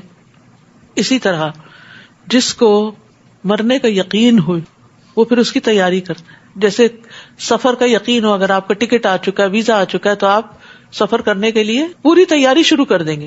اور جب تک آپ کا ویزا نہیں آتا تو پھر کیا ہوتا ہے؟ آپ تیاری نہیں کرتے، کیونکہ آپ شک کی حالت میں، پتہ نہیں جانا ہے یا نہیں جانا. جب جانا ہوگا تو دیکھیں گے. تو شک جو ہے وہ عمل کی قوت چھین لیتا ہے، لیکن یقین سے عمل کی قوت بڑھتی ہے. اسی طرح جس کسی کو آخرت پر یقین ہو کہ وہ آنی ہے اور حساب کتاب ہونا ہے، تو پھر وہ شخص اس کے لیے اسی طرح تیاری بھی کرتا ہے. تو قلب سلیم وہ ہوتا ہے کہ جس میں اللہ کے بارے میں شک نہیں، آخرت کے بارے میں شک نہیں، جزا سزا کے بارے میں شک نہیں. اوف عربی کہتے ہیں میں نے محمد بن سیرین سے پوچھا یہ قلب سلیم کیا چیز ہے، اس سے کیا مراد ہے؟ انہوں نے کہا جو اللہ کی مخلوق کے معاملے میں اللہ عز و جل کے لیے خیر خواہی کرنے والا ہو، یعنی بندوں کا خیر خواہ. قلب سلیم والا کون ہوتا ہے؟ جو بندوں سے اچھا کرتا ہے. بندوں سے اچھا صرف وہ کر سکتا ہے جو اللہ پر یقین رکھتا ہو کہ وہ مجھے اس کی جزا دے گا. ورنہ کوئی ایک بندہ ایسا بتا دیں جس کی کوئی بات آپ کو کبھی بری نہ لگی ہو یا جس سے آپ کو کوئی تکلیف نہ پہنچی ہو، حتیٰ کہ جن سے ہم شدید محبت کرتے ہیں ان کی بھی بہت سی باتوں سے اگری نہیں کرتے اور ان سے بھی اختلاف ہوتا ہے اور ان سے بھی کبھی کوئی تکلیف پہنچتی ہے. ہمارے والدین ہو سکتے ہیں، استاد ہو سکتے ہیں، ہمارے بہن بھائی ہو سکتے ہیں، دوست ہو سکتے ہیں، کوئی بھی. تو آپ دیکھیے اگر ہم پھر بدلہ لینے پر ہی آ جائیں تو کیا کسی کی خیر خواہی کر سکتے ہیں؟ اگر کسی نے ہمیں دھوکہ دیا ہو تو ہم اس کے ساتھ اچھا نہیں کر سکتے اگر ہم اللہ کے لیے نہ کریں، کیونکہ اگر اس کے لیے کریں گے اس سے بھلائی تو نہیں کر سکیں گے. تو قلب سلیم والا ہی دراصل اچھے اچھے کام کرنے کے قابل ہوتا ہے، کیونکہ وہ اپنے دل سے اس طرح کے منفی اثرات کو صاف کرتا رہتا ہے، اپنے دل کو سلامت رکھتا ہے. جریر بن عبداللہ کہتے ہیں کہ میں نے نبی صلی اللہ علیہ وسلم سے ہر مسلمان سے خیر خواہی کرنے پر بیعت کی. تو خیر خواہی جو ہے وہ ہر مسلمان کا حق ہے. رسول اللہ صلی اللہ علیہ وسلم نے فرمایا مسلمان کے مسلمان پر 6 حق ہیں. آپ سے عرض کیا گیا اللہ کے رسول وہ کیا ہے؟ آپ نے فرمایا جب تم اس سے ملو تو اسے سلام کرو، جب وہ تمہیں دعوت دے تو قبول کر لو، جب وہ تم سے خیر خواہی طلب کرے تو تم اس کی خیر خواہی کرو، کوئی اچھا مشورہ مانگے. اور ایک روایت میں ہے اور اس کی غیر موجودگی میں اس کا خیر خواہ رہے. جب وہ چھینکے اور الحمدللہ کہے تو تم یرحمک اللہ کہو، جب وہ بیمار ہو جائے تو اس کی عیادت کرو، جب وہ فوت ہو جائے تو اس کے جنازے میں شرکت کرو. تو یاد رکھیے کہ خیر خواہی ہم سب پر لازم ہے، ورنہ خیر خواہی کے بغیر انسان قلب سلیم نہیں رکھ سکتا. اور جس کا دل سلامت نہیں ہوتا ہر طرح کے شر، وسوسوں اور فساد سے، تو پھر کیا ہوتا ہے؟ انسان ہر وقت منفی باتیں کرتا ہے، لوگوں سے صرف شکوے شکایت کرتا ہے. اور کہتے ہیں کہ اگر صرف 30 منٹ کے لیے بھی دن میں انسان بری سوچیں سوچتا ہے، شکوے شکایت اور غم اور دکھ کی باتیں، تو اس سے اس کے دماغ کی شریانوں کو نقصان پہنچتا ہے.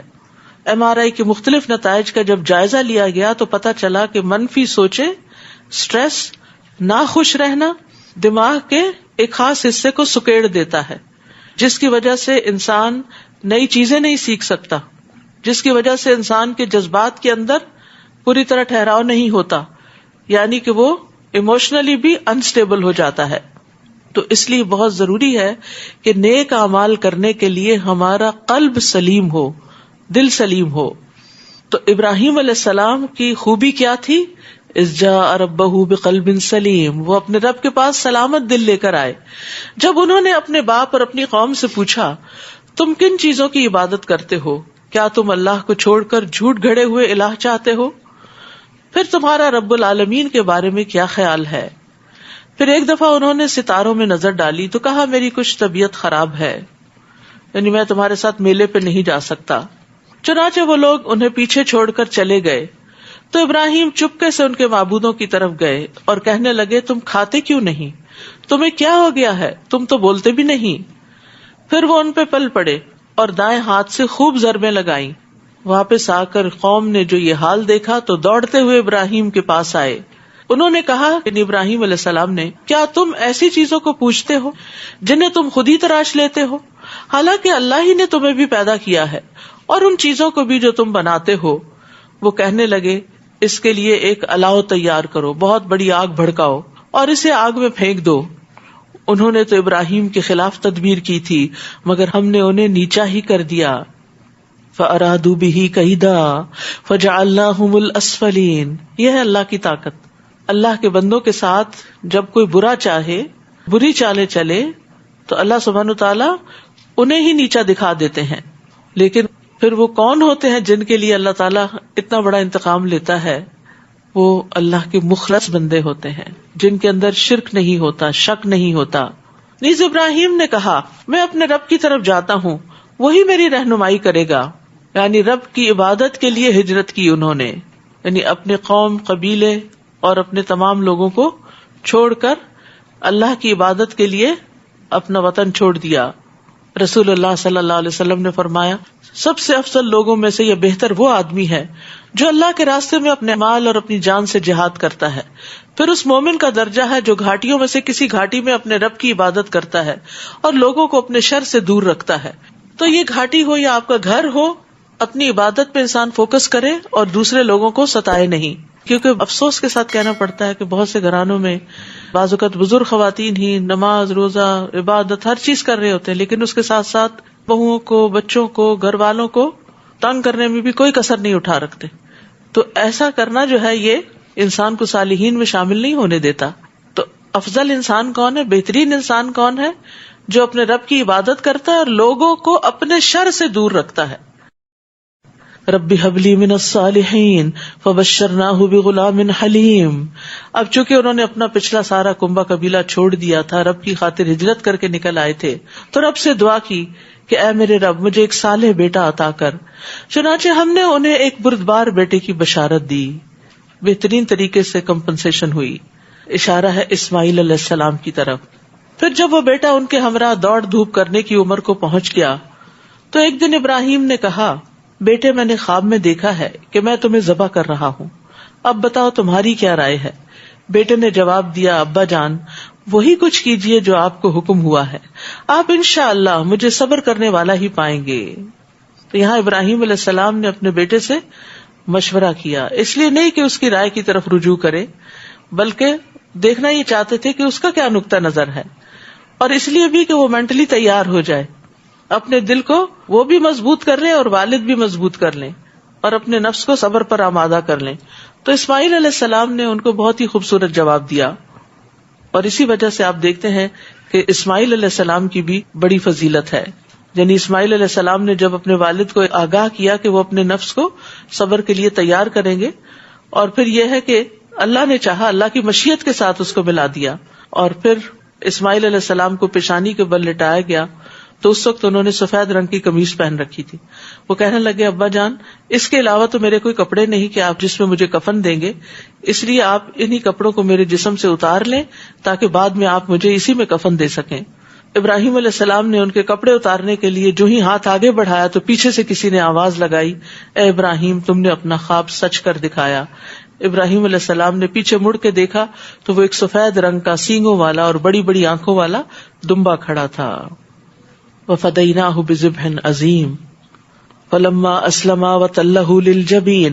پھر جب وہ دونوں سر تسلیم خم کر گئے اور ابراہیم نے بیٹے کو پیشانی کے بل گرا دیا تو ہم نے اسے پکارا، ابراہیم تم نے خواب کو سچ کر دکھایا، ہم یقیناً نیکی کرنے والوں کو ایسا ہی صلہ دیا کرتے ہیں. بلا شبہ یہ ایک صریح آزمائش تھی اور ہم نے ایک بڑی قربانی بطور فدیہ دے کر اس بیٹے کو چھڑا لیا اور پچھلے لوگوں میں اس کا ذکر خیر چھوڑ دیا.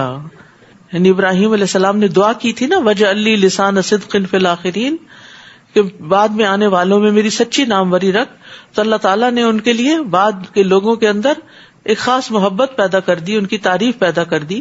لیکن اس کے برعکس جن لوگوں کے ساتھ انبیاء کا مقابلہ رہا، جیسے فرعون ہے، حامان ہے، قارون ہے، یا پھر نمرود ہے جس کے ساتھ ابراہیم علیہ السلام کا مناظرہ ہوا تھا، تو ان کے لیے کیا ہے؟ بری زبان ہے، یعنی سب ان کو برا بھلا کہتے ہیں. تو یاد رکھیے کسی کی اچھی شہرت جو ہے یہ بھی اللہ تعالیٰ کا ایک انعام ہوتا ہے، اور یہ انسان زبردستی اپنی نہیں بنا سکتا، یہ اللہ ہی کرتا ہے. رسول اللہ صلی اللہ علیہ وسلم نے فرمایا، جب اللہ کسی بندے کے ساتھ بھلائی کا ارادہ کرتا ہے تو اسے لوگوں میں نیک شہرت بنا دیتا ہے. تو کسی نے کہا نیک شہرت کیسے عطا کرتا ہے؟ آپ نے فرمایا وہ اس طرح کہ اس کے لیے اس کی موت سے پہلے نیک عمل کرنا آسان کر دیتا ہے، حتیٰ کہ اس کے آس پاس والے اس سے خوش ہو جاتے ہیں، یعنی سارے لوگ اس سے خوش ہو جاتے ہیں. یعنی یہ اللہ کا بہت بڑا انعام اور فضل ہوتا ہے کہ اللہ تعالیٰ کسی کو مرنے سے پہلے یہ نہیں ایک دو دن سے بات نہیں بنتی، وہ بھی ہوتی ہے جب انسان آخر وقت میں کوئی اچھا کام کرتے ہوئے جائے، مثلاً کوئی جمعے کے دن فوت ہو جاتا ہے یا رمضان پہ فوت ہو جاتا ہے یا شب قدر میں فوت ہو جاتا ہے، تو لوگ بہرحال اس کی تعریف کرتے کہ پتہ نہیں اس کی کون سی نیکی تھی جو اس کے کام آ گئی کہ اللہ نے اس کو اتنی اچھی موت دی، کوئی شہادت کی موت ہو کسی کی، اور اسی طرح. اور پھر یہ بھی یاد رکھیے کہ ہر انسان کی آسمان اور زمین میں ایک مخصوص شہرت ہوتی، ہر انسان اپنے اعمال کے ساتھ پہچانا جاتا ہے، اور اس کو آپ بڑی اچھی طرح محسوس کر سکتے ہیں. جتنے بھی بندے آپ کو یاد ہیں نا، جتنے بھی لوگ آپ کے رشتے دار، بچے، سب، ہر ایک کے بارے میں اگر آپ امیجن کریں تو ان کا نام آتے ہی، ان کی بات ہوتے ہی آپ کے سامنے کوئی چیز آ جائے گی، یا اچھی آئے گی یا اچھی نہیں آئے گی.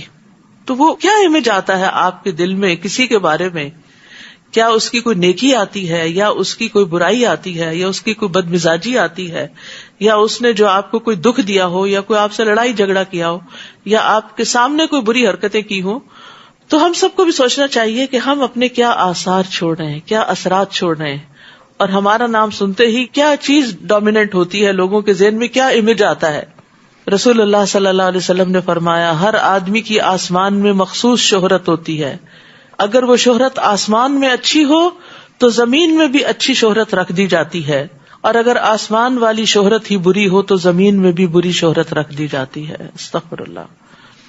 رسول اللہ صلی اللہ علیہ وسلم نے فرمایا، قریب ہے کہ تم جنت والوں کو دوزخ والوں میں سے پہچان لو گے، یعنی دنیا میں بھی تمہیں کچھ پہچان ہو جائے گی. لوگوں نے عرض کیا، یا رسول اللہ کس طرح؟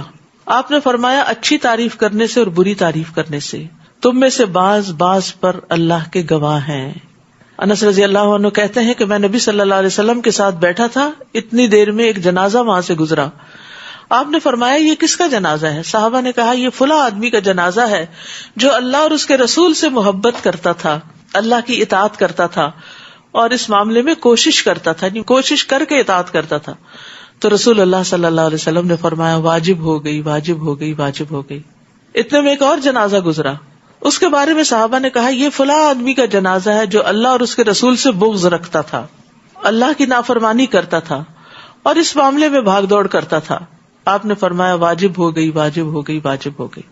صحابہ نے پوچھا، اللہ کے رسول، آپ نے ایک جنازے کی تعریف کی ہے اور دوسرے کی مذمت کی ہے، آپ نے دونوں کے بارے میں فرمایا، واجب ہو گئی، واجب ہو گئی، واجب ہو گئی. آپ نے فرمایا، ہاں ابو بکر، بے شک اللہ کے کچھ فرشتے ہیں جو انسان کے اندر موجود خیر اور شر کو بنی آدم کی زبانوں میں جاری کرتے ہیں. اللہ کے کچھ فرشتے ہیں، وہ فرشتے انسانوں کے دلوں میں وہ بات ڈالتے ہیں جو کسی کے بارے میں یا اچھی ہوتی ہے یا بری ہوتی ہے، یعنی خیر یا شر القاء کرتے ہیں، اس کے دل میں وہ بات ڈالتے ہیں اور پھر اس کے مطابق وہ اپنی رائے دیتا ہے. آپ دیکھیے اکثر لوگ جب پوچھتے ہیں نا، آپ سے ریکمنڈیشن لیتے ہیں، فلاں کو آپ ریکمینڈ کرتے ہیں، جاب کے لیے یا رشتے کے لیے فلاں چیز کے لیے، تو اس وقت لوگ عام طور پر پھر وہ کبھی تو چھپا جاتے ہیں لیکن کبھی بڑی سچی بات بھی کر جاتے ہیں. تو دنیا میں بھی لوگوں کی ریکمینڈیشنز ہوتی ہیں، ان میں تو جھوٹ بھی چل جاتا ہے، دھوکا بھی چل جاتا ہے، لیکن اللہ کے فرشتے نہ دھوکا دیتے ہیں نہ جھوٹ بولتے ہیں. اب اس کا یہ مطلب نہیں کہ ہم کوئی دکھاوے کے ایسے کام شروع کر دیں کہ لوگ دیکھ کے واہ واہ کریں اور ہماری تعریفیں شروع کر دیں. نہیں، اگر آپ چھپا کے بھی انتہائی چھپا کے کام کریں گے، انتہائی چھپا کے نیکی کا کام کریں گے، اس نیکی کے بھی اثرات ظاہر ہو جائیں گے. یہ کیسے ہو سکتا ہے کہ ایک بیج زمین میں ڈالا جائے اور پھر وہ پھوٹ کے باہر نہ نکلے؟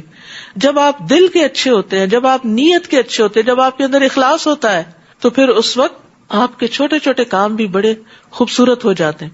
تھوڑی تھوڑی ایفرٹ بھی بہت بڑی بن جاتی ہے اور ایک نیک شہرت بن جاتی ہے.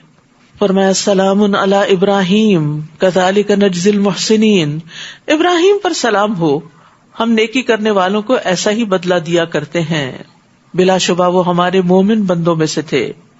وبشرناہ باسحاق نبیا من الصالحین، اور ہم نے ابراہیم کو اسحاق کی بشارت دی جو صالح لوگوں میں سے نبی ہوگا، اور ہم نے ابراہیم اور اسحاق دونوں پر برکت نازل کی، اور ان دونوں کی نسل میں کچھ تو نیک لوگ ہوئے اور کچھ اپنے آپ پر صریح ظلم کرنے والے تھے. اللہ اکبر. انبیاء کی اولادوں میں سے، انتہائی نیک اللہ کے بندوں کی اولادوں میں سے بھی کچھ نیک ہوئے اور کچھ بد ہوئے. لیکن جو نیک ہوئے وہ اپنے آبا و اجداد کے ساتھ ہوں گے، لیکن جو برے ہوئے تو ان کو انبیاء کچھ کام نہ آ سکیں گے. تو انسان کی فضیلت اس کے نیک اعمال پر منحصر ہے. فاجر اور متقی ایک جیسے نہیں ہو سکتے، ہر ایک کے اپنے اپنے کام ہوتے ہیں، اپنے اپنے خصائل ہوتے ہیں، اور اسی بنا پر پھر انجام بھی ہوتا ہے. وَلَقَدْ مَنَنَّا عَلَى مُوسَى وَهَارُونَ وَنَجَّيْنَاهُمَا وَقَوْمَهُمَا مِنَ الْكَرْبِ الْعَظِيمِ. نیز ہم نے موسیٰ اور ہارون پر بھی بڑا احسان کیا اور انہیں اور ان کی قوم کو شدید بے چینی سے نجات دی اور ان کی مدد کی، تو بالآخر وہی غالب ہوئے اور انہیں نہایت واضح کتاب دی اور انہیں راہ راست پر چلایا اور ان کا ذکر خیر پچھلی نسلوں میں چھوڑ دیا. موسیٰ اور ہارون پر سلام ہو، ہم نیکوکاروں کو ایسا ہی صلہ دیا کرتے ہیں، وہ دونوں ہمارے مومن بندوں میں سے تھے. اور الیاس بھی بلا شبہ رسولوں میں سے تھے. جب انہوں نے اپنی قوم سے کہا کیا تم اللہ سے ڈرتے نہیں؟ کیا تم بال کو پکارتے ہو اور احسن الخالقین کو چھوڑ دیتے ہو، اس اللہ کو جو تمہارا اور تمہارے پہلے آباء و اجداد کا رب ہے؟ مگر ان لوگوں نے انہیں جھٹلا دیا، لہذا وہ سب عذاب میں حاضر کیے جائیں گے سوائے اللہ کے مخلص بندوں کے. اور ہم نے پچھلی نسلوں میں اس کا ذکر خیر چھوڑ دیا. الیاسین پر سلام ہو، ہم نیکوکاروں کو ایسا ہی صلہ دیا کرتے ہیں، یقیناً وہ ہمارے مومن بندوں میں سے تھے. اور لوط بھی بلا شبہ ہمارے رسولوں میں سے تھے. جب ہم نے انہیں اور ان کے سب گھر والوں کو نجات دی سوائے ایک بڑھیا کے جو پیچھے رہ جانے والوں میں سے تھی، پھر باقی لوگوں کو ہم نے تباہ کر دیا، اور تم تو ان کی اجڑی ہوئی بستی پر شب و روز گزرتے ہی رہتے ہو، پھر کیا تمہیں سمجھ نہیں آتی؟ یعنی قوموں کے اوپر آنے والی تباہیاں تمہارے لیے نشان عبرت نہیں بنتی؟ اور یونس بھی بلا شبہ رسولوں میں سے تھے. جب وہ ایک بھری ہوئی کشتی کی طرف بھاگ نکلے اپنی قوم کو چھوڑ کر اللہ کا حکم آنے سے پہلے، پھر کرہ ڈالا تو وہ ہارنے والوں میں سے ہو گئے، چنانچہ مچھلی نے انہیں نگل لیا اور وہ ملامت زدہ تھے. فلولا انہ کان من المسبحین للبث فی بطنہ الی یوم یبعثون. اب اگر وہ تسبیح کرنے والوں میں سے نہ ہوتے تو قیامت کے دن تک مچھلی کے پیٹ میں ہی پڑے رہتے. سبحان اللہ. اس سے کیا پتہ چلتا ہے کہ تسبیح کرنا نجات کا باعث بنتا ہے، مشکلات سے نکلنے کا ذریعہ بنتا ہے. یعنی آپ کے دل پہ بوجھ ہو، گھبراہٹ ہو، انگزائٹی ہو، بے چینی ہو، مشکلات ہو، یا کوئی چیز بودر کر رہی ہو، یا کوئی کام ہو نہ پا رہا ہو، تو اللہ کی تسبیح بیان کریں، تسبیح میں مشغول ہو جائیں، اللہ تعالیٰ وہ کام آسان کر دیں گے انشاءاللہ. کہا جاتا ہے کہ نیک عمل جو ہے نا وہ اپنے ساتھی کو اٹھا دیتا ہے جب وہ پھسل کے گر جائے. یعنی جب کوئی مشکل آتی ہے تو وہ نیک عمل اس کو اٹھاتا ہے. حسن بصری کہتے ہیں وہ مچھلی کے پیٹ میں نمازیں نہیں پڑھتے تھے، لیکن چونکہ انہوں نے پہلے سے ہی خوشحالی میں نیک عمل کر رکھے تھے تو اللہ نے بھی آزمائش کے وقت نیک اعمال کی وجہ سے ان کو یاد رکھا. تو نیک اعمال بھی مصیبت دور کرنے کا ذریعہ بنتے ہیں. فَنَبَذْنَاهُ بِالْعَرَاءِ وَهُوَ سَقِيمٌ. پھر ہم نے انہیں ایک چٹیل میدان میں پھینک دیا جبکہ وہ بیمار تھے. یہ قصہ ساروں کو پتا ہے یونس علیہ السلام کا, کہ کس طرح وہ اپنی قوم کو چھوڑ کر تنگ آ کر وہ نکل گئے بستی میں سے, اور پھر سمندر کے ساحل پہ چلے گئے. وہاں ایک کشتی تھی, اس پہ سوار ہو گئے کہ میں اب اس قوم کی شکل نہیں دیکھنا چاہتا, کہ جو اللہ کی نافرمان ہے, ان کو میں بہت سمجھا چکا ہوں. لیکن چونکہ ابھی اللہ تعالیٰ نے ان کو اجازت نہیں دی تھی نکلنے کی, یا ابھی حکم نہیں دیا تھا نکلنے کا, تو پہلے سے نکل کر چھوڑ کر چلے گئے. اب ہوا یہ کہ جب کشتی میں سوار ہوئے تو کشتی عین درمیان میں آ کے ڈولنے لگی. تو اس پر انہوں نے کہا کہ کشتی اس طرح نہیں ڈوبتی سوائے اس کے کہ کوئی شخص اپنے آقا سے بھاگ کر آیا ہو. بہرحال انہوں نے قرآن اندازی کی, وہ یونس علیہ السلام کے نام نکلی اور انہیں سمندر میں پھینک دیا گیا, اور وہاں سے ایک مچھلی نے ان کو نگل لیا اور وہ مچھلی سمندر کی تہوں میں چلی گئی. تو اس وقت انہوں نے اندھیروں میں پکارا اور اپنے رب کی تعریف بیان کی, تسبیح کی. وہ کون سی تسبیح تھی؟ لا الہ الا انت سبحانک انی کنت من الظالمین. تو اللہ تعالیٰ نے ان کو وہاں سے نجات دی. وہ پھر بہت ہی سکڑے ہوئے جسم کے ساتھ سمندر کے کنارے پہ ڈالے گئے, وہاں ایک بیل ان پہ اگا دی گئی, اور اس طرح وہ اللہ کی تسبیح کر کے ایک بڑی مشکل سے باہر نکل آئے. پھر ہم نے انہیں ایک چٹیل میدان میں پھینک دیا جبکہ وہ بیمار تھے, اور مچھلی کے پیٹ میں پتہ نہیں کتنے ایسڈز ہوں گے جنہوں نے ان کی کھال کو جلا دیا ہوگا, اور ان پر ایک بیلدار درخت اگا دیا, کہتے ہیں کہ کدو کا درخت تھا. وَأَرْسَلْنَاهُ إِلَى 100,000 أَوْ يَزِيدُونَ, اور اس کے بعد انہیں 100,000 یا اس سے زیادہ لوگوں کی طرف بھیجا. چنانچہ وہ لوگ ایمان لے آئے تو ہم نے انہیں کچھ مدت زندگی سے فائدہ اٹھانے کا موقع دیا. آپ ان لوگوں سے پوچھیے, کیا آپ کے رب کے لیے تو بیٹیاں ہوں اور ان کے لیے ہوں بیٹے, یا ہم نے فرشتوں کو عورتیں ہی پیدا کیا تھا اور یہ اس وقت موجود تھے؟ الا انہم من افکہم لیقولون ولد اللہ وانہم لکاذبون. یاد رکھو یہ لوگ جھوٹ گھڑ کر یہ بات کہتے ہیں کہ اللہ کی اولاد ہے, اور یہ لوگ یقیناً جھوٹے ہیں. کیا اللہ نے بیٹوں کے بجائے بیٹیوں کو پسند کیا؟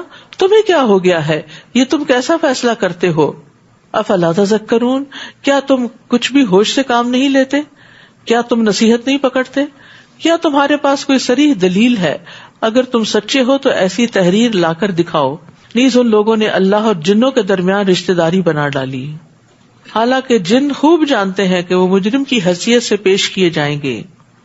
ان کا خیال یہ تھا کہ اللہ نے نعوذ باللہ جنوں سے رشتہ ازواج قائم کیا, جس کے نتیجے میں فرشتے پیدا ہوئے. سبحان اللہ اما یصفون, اللہ تعالیٰ ان سب باتوں سے پاک ہے جو یہ لوگ بیان کرتے ہیں. الا عباد اللہ المخلصین, سوائے اللہ کے مخلص بندوں کے جو ایسے اتہام نہیں لگاتے. فإنکم وما تعبدون, بلا شبہ وہ اور جن کی تم پوجا کرتے ہو ان مخلص بندوں کو اللہ کے خلاف فتنے میں نہیں ڈال سکتے سوائے اس کے جو جہنم میں داخل ہونے والا ہو. اور ہم فرشتوں میں سے ہر ایک کا ایک مقام معلوم ہے, اور ہم صف بستہ رہنے والے ہیں اور تسبیح کرنے والے ہیں. یعنی یہ فرشتوں کے کچھ کام بتائے گئے ہیں. رسول اللہ صلی اللہ علیہ وسلم سے سوال کیا گیا کون سا کلام افضل ہے؟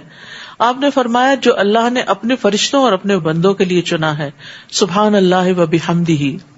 اور یہ تسبیح فرشتوں کی خوراک بھی ہے. اور یہ لوگ تو کہا کرتے تھے کہ اگر ہمارے پاس پہلے لوگوں کی نصیحت ہوتی تو ہم اللہ کے مخلص بندے ہوتے, اور جب قرآن آ گیا تو انہوں نے اس کا انکار کر دیا. اب جلد ہی انہیں اس کا نتیجہ معلوم ہو جائے گا, اور ہمارے بندے جو رسول ہیں ان کے حق میں پہلے ہی حکم صادر ہو چکا ہے کہ یقیناً ان کی مدد کی جائے گی, اور یقیناً ہمارا لشکر ہی غالب رہے گا. سو آپ کچھ مدت ان سے اعراض کیجیے اور انہیں دیکھتے رہیے, یہ خود بھی جلد ہی دیکھ لیں گے. کیا یہ ہمارے عذاب کے لیے جلدی مچا رہے ہیں؟ جب وہ عذاب ان کے صحن میں اترے گا تو وہ صبح ان کے لیے بہت بری ہوگی جنہیں ڈرایا گیا ہے. اور ان سے کچھ مدت اعراض کیجیے اور دیکھتے رہیے, وہ بھی جلد ہی دیکھ لیں گے. سبحان ربک رب العزت عما یصفون, پاک ہے آپ کا رب جو عزت کا مالک ہے ان باتوں سے جو یہ بیان کرتے ہیں. تو یہ تسبیح مجلس کے اختتام پر بھی پڑھی جا سکتی ہے, اور اس کے علاوہ سبحانک اللہم و بحمدک بھی. اور رسولوں پر سلام ہو, اور سب تعریفیں اللہ رب العالمین کے لیے ہیں, اور اللہ کی حمد میں کوئی اس کا شریک نہیں, اسی لیے حمد کا لفظ صرف اللہ کے لیے آتا ہے. سورۃ صاد. بسم اللہ الرحمن الرحیم. صاد والقرآن ذي الذكر بل الذين كفروا في عزة وشقاق كم أهلكنا من قبلهم من قرن فنادوا ولا تحين مناص وعجبوا أن جاءهم منذر منهم وقال الكافرون هذا ساحر كذاب أجعل الآلهة إلها واحدا إن هذا لشيء عجاب. بسم اللہ الرحمن الرحیم. صاد والقرآن ذی الذکر. صاد، قسم ہے قرآن کی جو سراسر نصیحت ہے، بلکہ یہ کافر ہی تکبر اور مخالفت میں پڑے ہوئے ہیں. کم اہلکنا من قبلہم من قرن فنادوا ولا تحین مناص. ان سے پہلے ہم کئی قومیں ہلاک کر چکے ہیں، عذاب کے وقت انہوں نے چیخو پکار شروع کر دی، تب بچ نکلنے کا وقت نہ رہا. اور وہ اس بات پر متعجب ہیں کہ انہی میں سے ایک ڈرانے والا ان کے پاس آیا ہے. اور کافر کہنے لگے یہ تو جادوگر ہے، بڑا جھوٹا، اس نے تو سب الہوں کو ایک ہی الہ بنا ڈالا ہے، یہ کیسی عجیب بات ہے. اور ان کے سردار چل کھڑے ہوئے اور کہنے لگے چلو اور اپنے الہوں کی عبادت پر ڈٹے رہو، یہ بات تو کسی اور ہی ارادے سے کہی جا رہی ہے جو ہم نے آخری ملت میں بھی نہیں سنی، یہ تو بس ایک من گھڑت بات ہے. کیا ہم میں سے یہی ایک شخص رہ گیا تھا جس پر ذکر نازل کیا گیا؟ بلکہ وہ میرے ذکر کے بارے میں ہی شک میں پڑے ہیں، اور یہ اس لیے ہے کہ انہوں نے ابھی تک میرے عذاب کا مزہ نہیں چکھا. ام عندہم خزائن رحمت ربک العزیز الوہاب، یا ان کے پاس آپ کے رب کی رحمت کے خزانے ہیں جو ہر چیز پر غالب اور سب کو عطا کرنے والا ہے، یا یہ آسمانوں، زمین اور ان کے درمیان کی چیزوں کے مالک ہیں. اگر یہ بات ہے تو یہ رسیاں تان کر اوپر چڑھ جائیں. جندم ما ہنالک مہزوم من الاحزاب، یہ تو بڑے بڑے لشکروں میں سے ایک معمولی سا لشکر ہے جو اسی جگہ شکست کھا جائے گا. اہل مکہ کی طرف اشارہ ہے، مکی صورت ہے یہ. ان سے پہلے قوم نوح، عاد اور میخ والا فرعون جھٹلا چکے ہیں. نیز سمود، قوم لوط اور اصحاب الایکہ بھی جھٹلا چکے. یہ واقعی بڑے لشکر تھے، یعنی بڑی طاقت تھی ان کے اندر دنیاوی اعتبار سے. ان سب نے رسولوں کو جھٹلایا تو ان پر میرا عذاب واقع ہو گیا. یہ لوگ بس ایک دھماکے کے منتظر ہیں جس میں کوئی وقفہ نہ ہوگا، اور کہتے ہیں اے ہمارے رب ہمیں ہمارا حصہ جلدی کر کے روز حساب سے پہلے ہی دے دے. استغفر اللہ. یعنی انسان رب سے خیر مانگے جب بھی مانگے، لیکن یہ ضد میں اتنے اڑے ہوئے تھے کہ دنیا میں عذاب مانگنے لگے. اصبر علی ما یقولون واذکر عبدنا داود ذی الایدی انہ اواب. نبی صلی اللہ علیہ وسلم کو تسلی دی جا رہی ہے، آپ ان کی باتوں پر صبر کیجئے اور ہمارے بندے داؤد کو یاد کیجئے علیہ السلام. بلا شبہ وہ صاحب قوت اور ہماری طرف رجوع کرنے والے تھے. یعنی قوت نے انہیں سرکش نہیں بنایا تھا بلکہ شکر گزار بنا دیا. ہر بات میں اللہ کی طرف رجوع کرتے، اپنے اوپر بھروسہ نہیں تھا.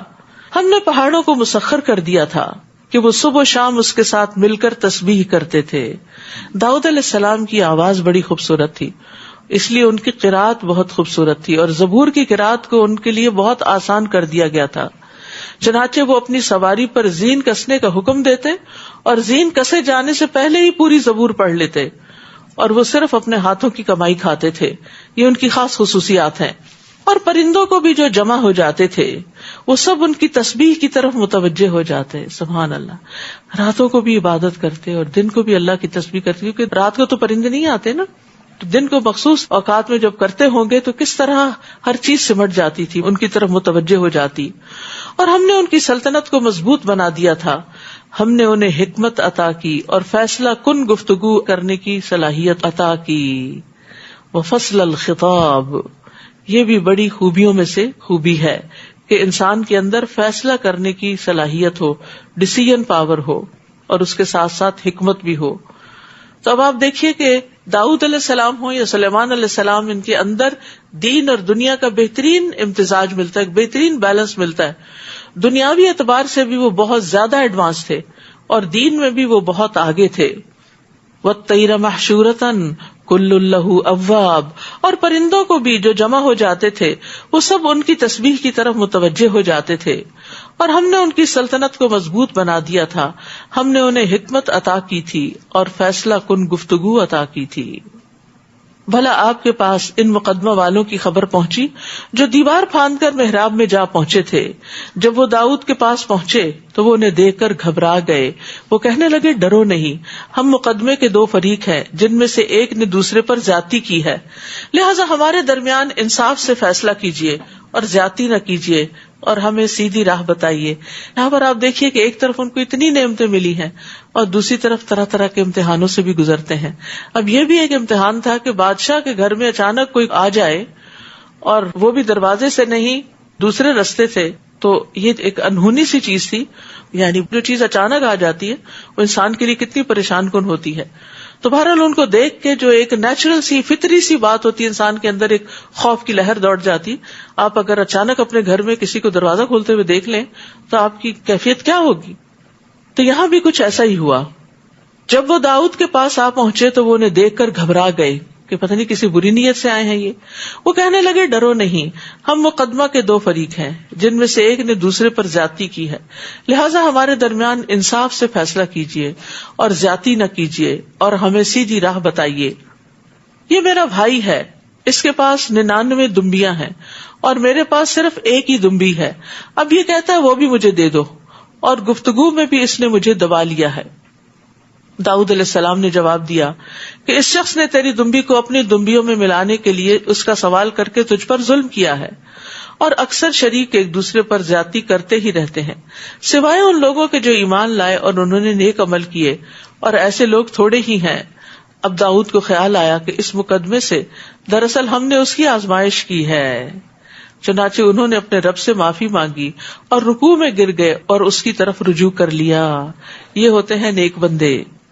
یعنی داؤد علیہ السلام کی زندگی میں کوئی ایسی چیز تھی کہ جس کی طرف ان کی شاید توجہ نہیں تھی، تو اللہ تعالیٰ نے ان کے سامنے ایک ایسا مقدمہ لا کھڑا کیا کہ جس کو دیکھ کے انہیں اپنی بات یاد آ گئی اور پھر انہوں نے توبہ کر لی. یاد رکھیے ہدایت دو طرح کی ہوتی ہے.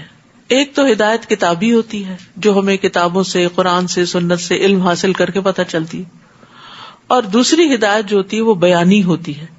بیانی ہدایت یہ ہے کہ اللہ تعالیٰ آپ کو مختلف واقعات، حادثات، تجربات سے سکھاتے ہیں.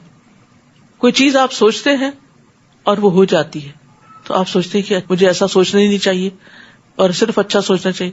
اچھی بات ہے، لیکن بہت دفعہ ایسا ہوتا ہے کہ انسان کچھ چیزیں نہیں بھی چاہتا تو وہ ہو جاتی ہیں. اور کبھی ایسا ہوتا ہے کہ انسان جب غور و فکر کرنے لگتا ہے تو اس کے نقطے میں لا لیتا ہے کہ یہ میری زندگی میں بات اس لیے پیش آئی ہے. کبھی انسان ماں باپ کی نافرمانی کرتا ہے تو وہ اپنی اولاد میں نافرمانی دیکھتا ہے، تو اس وقت جس کا دل صاف ہوتا ہے نا اس کو سمجھ آ جاتی کہ یہی رویہ میں نے فلاں وقت اپنے پیرنٹس کے ساتھ کیا تھا. اس وقت توبہ کرنی چاہیے اور والدین کے لیے دعا کرنی چاہیے. اسی طرح کسی انسان کے ساتھ آپ زیادتی کر چکے، آپ نے کسی کو کوئی مخصوص قسم کے لفظ سے پکارا اور کچھ ہی دن کے بعد کسی نے آپ کو وہی کچھ کہا. اب اگر آپ کا دل جاگتا ہے نا تو آپ کو فوراً پتہ چل جاتا ہے کہ میں نے فلاں کے ساتھ ٹھیک نہیں کیا تھا، مجھے اس سے سوری کر لینا چاہیے. اس وقت ہم وقتی طور پر اپنے آپ کو جسٹیفائی بھی کر لیتے ہیں، نہیں یہ تو میں نے اس لیے کیا کیونکہ اس نے مجھے انائے کیا تو میں نے جواب میں اس کو چپ کرایا. لیکن بعض اوقات چپ کرانے کا بھی ایک طریقہ ہوتا ہے، زیادتی کے ساتھ نہیں چپ کرایا جاتا.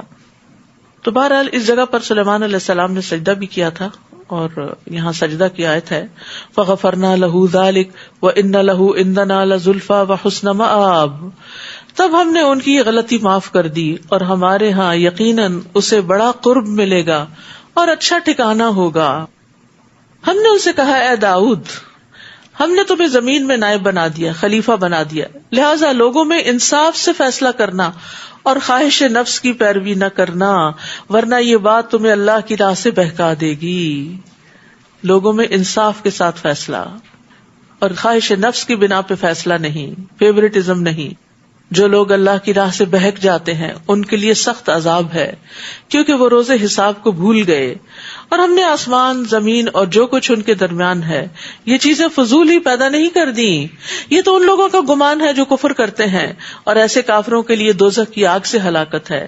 یعنی یہ زندگی کھانے پینے عیش و عشرت کے لیے نہیں ملی، بلکہ اپنی اگلی دنیا کے لیے کمائی کرنے کو ملی ہے۔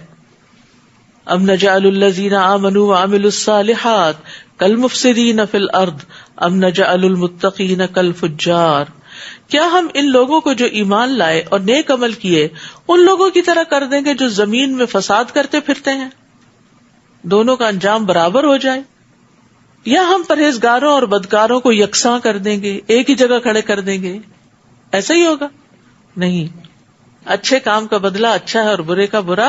وَامْتَازُوا الْيَوْمَ أَيُّهَا الْمُجْرِمُونَ، جتنے مجرم ہوں گے ان کو نیک لوگوں سے الگ کر کے ایک طرف کر دیا جائے گا، اور انسان اس کے ساتھ ہوگا جس سے وہ محبت کرتا ہوگا یا جیسے وہ کام کرتا ہوگا۔ تو کیا ہم پرہیزگاروں اور بدکاروں کو یکساں کر دیں؟ کتاب انزلناہ الیک مبارک لیدبروا آیاتہ ولیتذکر اولو الالباب، جو کتاب ہم نے آپ کی طرف نازل کی بڑی بابرکت ہے تاکہ لوگ اس کی آیات میں غور و فکر کریں اور اہل عقل و دانش اس سے سبق حاصل کریں۔ تو یاد رکھیے کہ قرآن میں اللہ نے برکت رکھ دی، اور یہ برکت تمام آیات کے اندر ہے، کیونکہ وہ سب یا تو بھلائی کرنے والی ہیں، رہنمائی کرنے والی ہیں، یا شر اور فساد سے پھیرنے والی ہیں، اور دنیا اور آخرت میں خیر اور بھلائی کا ذریعہ ہے، اور اس سے بڑی اور کوئی برکت نہیں۔ عبداللہ بن مسعود نے کہا، قرآن کو اس طرح تیز تیز نہ پڑھو جیسے اشعار پڑھے جاتے ہیں، اور نہ ایسے بکھیرو جیسے گھٹیا کھجوریں بکھیری جاتی ہیں، بلکہ اس کے عجائبات کے پاس رک جاؤ اور اس کے ساتھ دلوں کو تحریک دو۔ آج کل چونکہ نارمل روٹین سے زیادہ ہم پڑھتے ہیں تو تھوڑا تیز پڑھ لیتے ہیں، لیکن پھر بھی کوشش کیا کرے کہ ہر پیج میں سے کوئی ایک بات قابل غور ہو جائے، ہر رکوع میں سے ہو جائے، ہر رب میں سے ہو جائے، ہر نصف میں سے ہو جائے، جز میں سے ہو جائے۔ اگر کچھ بھی آپ اس میں سے لے کے اٹھتے ہیں تو فائدہ ہی فائدہ ہے، اس کی برکتیں آپ اپنی زندگی میں دیکھیں گے۔ اور داؤد کو ہم نے سلیمان عطا کیا، وہ بہت اچھا بندہ، اپنے رب کی طرف بکثرت رجوع کرنے والا تھا۔ جب پچھلے پہر ان کے سامنے عمدہ نسل کے تیز رفتار گھوڑے پیش کیے گئے تو کہا، میں نے اس مال کو اپنے رب کی یاد کی بنا پر پسند کیا ہے۔ انی احببت حب الخیر عن ذکر ربی، یہاں تک کہ وہ پردے میں چھپ گئے۔ تو یہاں پر خیر کا لفظ جو وہ گھوڑوں کے لیے استعمال ہوا ہے۔ گھوڑوں کو خیر کا نام اس لیے دیا گیا کہ اللہ تعالیٰ نے قیامت تک ان کی پیشانیوں کے ساتھ خیر باندھ دی ہے، اور پھر وہ خیر ثواب اور مال غنیمت کی شکل میں بھی حاصل ہوتی ہے۔ رسول اللہ صلی اللہ علیہ وسلم نے فرمایا، گھوڑوں کی پیشانی میں قیامت کے دن تک کے لیے خیر و برکت رکھ دی گئی ہے، اور اس کے مالکان کی اس پر مدد کی گئی ہے، اس لیے ان کی پیشانی پر ہاتھ پھیرا کرو اور ان کے لیے برکت کی دعا کیا کرو، اور ان کی گردنوں میں رسیاں باندھ دو مگر تانت کی سی نہ ہو، یعنی باریک نہ ہو کہ جو نہ چبھے۔ اسی طرح گھوڑے دعا بھی مانگتے ہیں۔ سنن نسائی کی روایت، ابو ذر کہتے ہیں کہ رسول اللہ صلی اللہ علیہ وسلم نے فرمایا، ہر عربی گھوڑے کو رات کے آخری حصے میں 2 دفعہ دعا کی اجازت دی جاتی ہے۔ دعا کرتا ہے، اللہم خولتنی من خولتنی من بنی آدم وجعلتنی لہ فجعلنی احب اہلہ ومالہ الیہ، اے اللہ تو نے مجھے بنی آدم میں سے جس شخص کے بھی حوالے کر دیا اور مجھے اس کی ملکیت میں دے دیا، تو مجھے اس کے ہاں اس کے محبوب ترین مال اور اہل و عیال میں سے بنا دے، یعنی میری محبت بھی پھر اس کے دل میں ڈال دے۔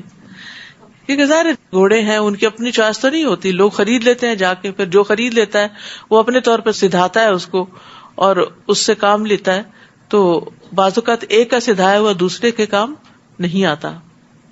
ردوہا علیہ فتفق مسحم بالسوق والاعناق، آپ نے حکم دیا ان گھوڑوں کو میرے پاس واپس لاؤ، تو آپ ان کی پنڈلیوں اور گردنوں پر ہاتھ پھیرنے لگے۔